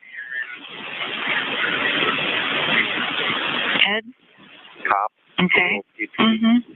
Indicate the teletype is a formal request on behalf of Calumet County Sheriff Jerry Poggle for request for mutual aid to utilize the services of Dan Foyt. Yep. Okay. Utilize. The services of Dan Foyt. 3:05 p.m. DHC. And the Grand Chute mobile evidence van. Okay. And put my name on there and then send it out to him. That's just a formal request they can put in. He's here, but he just wanted it, something to put in the file. Okay, now can I read this back to you? Sure, go ahead. Okay, send it to Grand Chute and attention Ed Kopp. Chief Ed Kopp. Chief. Okay. A formal request on behalf of the Calumet County Sheriff's Department, Jerry Poggle, or Calumet County Sheriff. Okay, this is a request. Okay, go ahead. Okay. This is a request. Calumet County Sheriff Jerry Poggle. And then go from there. Requiring mutual aid to utilize the services of Dan's whatever. Wait. And Grand Chute mobile evidence van. Yes. Okay. All righty. All right. Thank you. Thanks, Jerry. Yeah, bye. I find this interesting and For all really the for bones. well, yeah, but yeah, I find this interesting that he would go this direction when they have access to the state and their resources are going to be greater, I would think, I don't know that, than a county resources would have. I'm not quite understanding why. That is weird. I agree. Well, I mean, I can understand, for certain things, security and so forth, calling other departments for mutual aid for, extra bodies, that kind of thing, securing the scene, securing certain areas. But for evidence collection, and we know that they took hundreds of photos on the 10th and I guess the 11th, I'd have to look, but definitely the 10th, because he said they're already there. So a phone call's already been made to get them there because there are photos of the Yep. van. We've got that. We've got that. Not quite understanding what this is about. Anyway, just wanted to point that out. We're going to play a little bit more than we're at 8:15. We're roughly halfway through, but I'm not going to try to play all this. We'd be here till 10 o'clock. So we'll play a few more of these, and we're going to break and call it a night. Does that sound okay, Susan, Cherie? Yeah, sounds good, Jack. Okay. Okay. All right, we'll play a few more, then we're going to break. All right, here we go. I'm not going to play that one. Calumet County Sheriff's Department. Hi, it's Pally over at the emergency room. Could you page out 860 for a transfer to St. Elizabeth? Okay. Okay, thank you. Bye. Have a go. Have a gold car. Here we go. For County Sheriff's Department. Hi, trying to reach Sheriff Poggle. He isn't available to take a call at this time. Okay. Anyone else there? Transfer to his voicemail. Okay, but prior to that, is Tuck and Rush around? Just 1 second.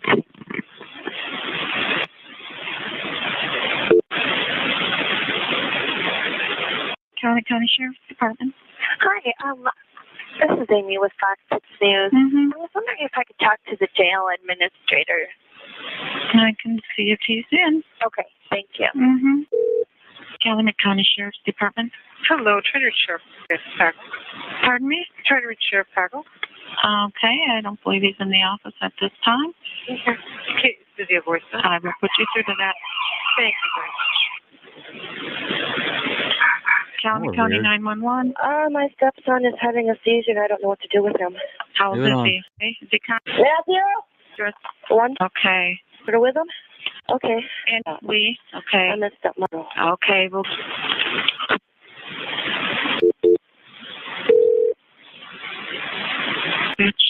Hi, it's Emily. County Dispatch. Hi, it's Emily from County. He wasn't at his desk. Should I just leave him a message? Is he in or? Yeah, I believe you can just leave him. I can't transfer you from this number though. Okay. Does he have a direct number that I could just call? Okay, just 1 second. Let me see if I can transfer you. Okay. You said you couldn't transfer it. 19 is responding to Church Street with D-Sub. Moving on.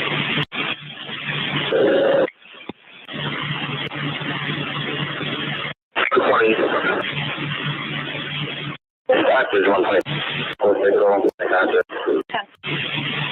Backwards 120 for recap. Randy, maybe the call won't drop. County Sheriff's Department. Hi, this is Randy. Maybe the call won't drop this time. You want to let your officer know there's actually a pretty good trail from County F all the way back to Double B. F to Double B? F is in Sam, up by Sherwood, back to Double B. Okay. All right. All right. Thank you. Bye. Backwards 128, Calumet County. Backwards first responder with any on scene. Moving on. Calumet County Sheriff's Department. Yeah, I just need to report I was rear-ended, and it's a very minor accident, but I called the insurance on the Great. And under South Outagamie County. Actually, that would be the city of Appleton if you do their phone. Okay. Okay, thank you. Bye-bye. Calumet County Sheriff's Department. Can I have the captain, please? Just 1 second. State patrol has to pull out. Calumet County Sheriff's Department. Hey, Patty, Kelly. Hi. I'm trying to run all this crap through my head to remember everything I needed to do. Brett's keys are in his pigeonhole. I brought his truck back today, so they're in his pigeonhole. Okay. When, I'll see him tomorrow morning, but somebody else just needs to remember because I'll forget. Okay. All right. All right, thanks. Okay. Bye. 4:27 p.m. Calumet County Sheriff's Department. Hi, this is Tammy Jones from the Stockbridge First Responders. Oh, okay. I'm calling get ambulance dispatch time from that call you just had. Okay. Are you guys? Did you get? 15:29. Yep. You at 15:30. Right. Okay. I don't know because that Gold Cross does. I don't know because that Gold Cross does. Same call. Is 1159.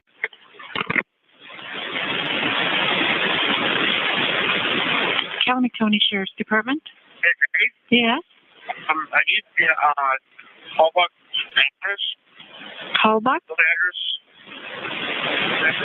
And you want... You're cutting out. Which Hallbuck? Do you want her address or theirs? Teresa Hallbuck's address.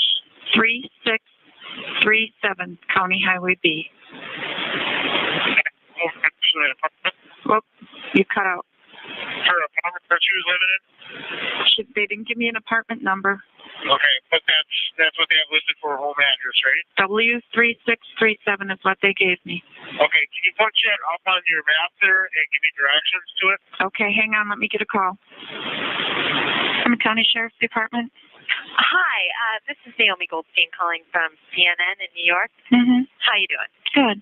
Good. I wanted to know, Stephen Avery's housed in your jail, right? Your county jail? Mm-hmm. Is this the right number for the county jail? I can put you through to them. Thank you. I appreciate it. Sure. If you take County Highway B, It'll be right between Borneman Lane and Elm Road. Is that north of 114? Yes. It is north of 114? How far north, or is it north? It's north across town. North across town? And it is just to the west of St. John. Oh, okay, it can't be west of St. John because, okay, I got you. So it's to the east of St. John, right? Hello? West of St. John. It's west of Double B yet. Okay, I got you. All right. It's Double B, then it's Borneman, and then her address is right before Elm. Her phone number? You have that? That's listed to her? Let me check that up. You want to get... hold on one second. Your home for DCI. Okay, her home phone? Yep. 989-2911. Okay. And I don't know if you thought I'm just home for the DCI right now, so I'm going to... you have her parents to drive.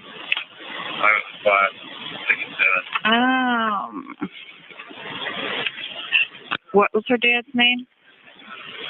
What was that? What is her dad's name? I don't know. Let me, I can get it here. Hang on. Sure.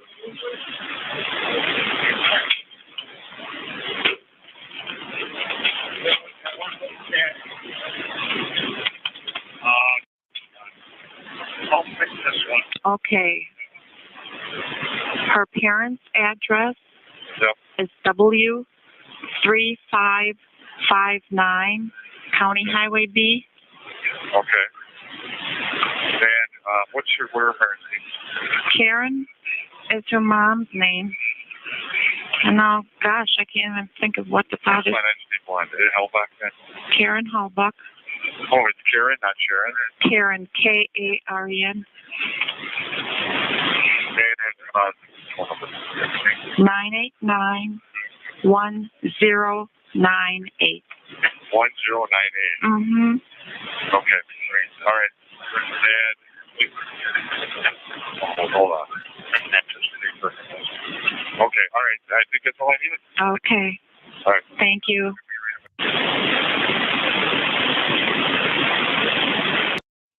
All right. I'm going to break it right there. That's enough. We're right at 4:30 p.m. on the 10th, and we've still got an hour and a half to go. Perfect. So we've been here an hour and a half. That's right. 2.5, rather. Yeah, approximately. So Yeah. Several interesting calls. There were. There always are. I missed a little bit again. Who was that person that wanted to know if Bobby was in jail and why he thought he was? Did he say? Well, no, they didn't say. It was somebody from Channel 11. Yep. Hmm. That was interesting. I didn't expect that at all. Yeah. I'm sure I've heard it and completely forgot. I was on the 10th. Yeah, and this officer that was just calling, he's clearly there with a DCI agent. No name, of course. How dare them give a name, right?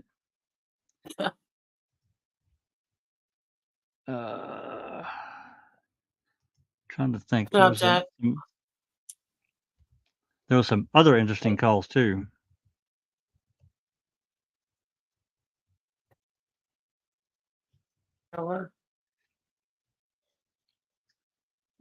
But we didn't get into too much of. I know Poggle has got an interesting call or two today. I don't know if it's on this channel, but as I recall, it's later in the afternoon. I think around 6, but I can't recall for sure. Going back to earlier on, kind of a recap. This call talking about Sipple and his actions on the 9th leading into the 10th. There's so much that we don't know. It's again, everything he says he found on the 9th is undocumented. We don't have a photo. We don't have anything entered into evidence that I can find. And I went through the ledgers. I can't find anything. So unless the DCI took it and it's on some ledger there, I have no idea. There should have been photos. I mean, to me, procedure demands that they photograph what they're anything before they touch it. But clearly What about grand shoot? Well, they didn't get there till the 10th, and they did photograph several bones and dump piles of clearly stuff people had dumped their 55-gallon barrel contents out, probably even from what they had in the quarry, because they had several burn barrels on the quarry, to burn old pallets and whatever, Yeah. just to get rid of stuff. So anyway, that's all I've got for today. Anybody else got anything? Any comments they want to leave before we jump out of here? I'm curious, what's the next documentary with Jeff? We're finishing up. Yeah, we're finishing up. I think the Confession Killer, and then let me see here. We had talked about what we're going to do next, and it is going to be just a second. I will tell you. I've got that. Yeah, Alabama versus Brittany Smith. Oh, I thought it was going to be Exhibit A. I just binged on that. No, that's the one we're going to record. Alabama versus, yes, Exhibit A is going to be the next one. Okay. What streamer is that on? Alabama versus Brittany Smith is on Netflix. Exhibit A is on Netflix too. Yeah, it's on Netflix as well. Actually, we just did Exhibit A. Oh, you're ahead of us. We haven't seen it. Yeah. Must be. Is that the one with what's his name? Exhibit A? Yeah. Exhibit A is 4 separate, like, little documentaries looking at forensics, like blood spatter, canine dogs. It's really good. It really examines 4 separate cases and what can happen when forensic evidence is looked at incorrectly. Oh, I don't think I've seen that. Oh, it's really good. You should watch it. It's really good. It's a few years old now. Okay. Yeah, it's for. Of course, knowing me and my brain, I could have watched it and totally don't remember. Well, I get you because we've watched so many documentaries over the years. But this, I think it came out in I think it was 2020 or 2021. I can't remember exactly, but it's been a few years ago. It's 4 approximately 30-minute documentaries looking at 4 different areas of forensic evidence and how it can be incorrectly misapplied in a case, or misunderstood, maybe even be a better word. It's yeah. I look at video evidence, and this one guy, oh my God, he's so full of shit, man. He's just terrible. Don't believe what you see on the camera. Believe what I'm going to present on my theory. Anyway, it's pretty bad. Yeah. Okay, that's all I've got for the night. Again, happy 39th anniversary to my dear wife, who's put up with my over the year. She's put up with Jack over that many years, so that's all I got. Strong woman. Hey now. Just teasing you. I know. So I want to thank everyone for coming along, listening in. I see, we got our usual round of suspects, Hugh and Under Your Scars, Becca, Gloria, Mr. Preston, Sheree, of course, Sheila, Hawkins, James Crane, Anthony, Ron Desty. We appreciate y'all coming and listening. Yeah, Hugh Frazier, listening in and following along, asking your questions. Continue to, for me, I like to have something documented. That's me. And even if I speculate, I still like to have that kernel of why I'm speculating, how something happened.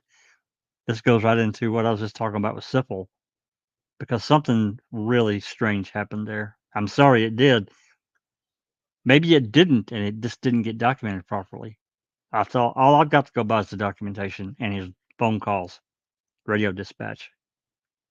The 141, I should clarify, the 141 call that he made was a radio transmission about going down into the quarry with this DCI agent. So, anyway, I'm not going to get off into all that. Just wanted to thank everyone for coming along listening. If you like what we're doing, how about giving us a like, a share, and subscribe? Keep talking about the case on your, on if you're so inclined. All of us have moved over to X. There's still quite a few on Facebook that are talking about it as well. Good, bad, and indifferent. The main thing is just keep talking about it, keep digging, keep asking questions. And if you're again so inclined, records request stuff, because what we're looking for is the truth. With that said, I'm gonna say this has been a Foul Play production. Good night, everybody.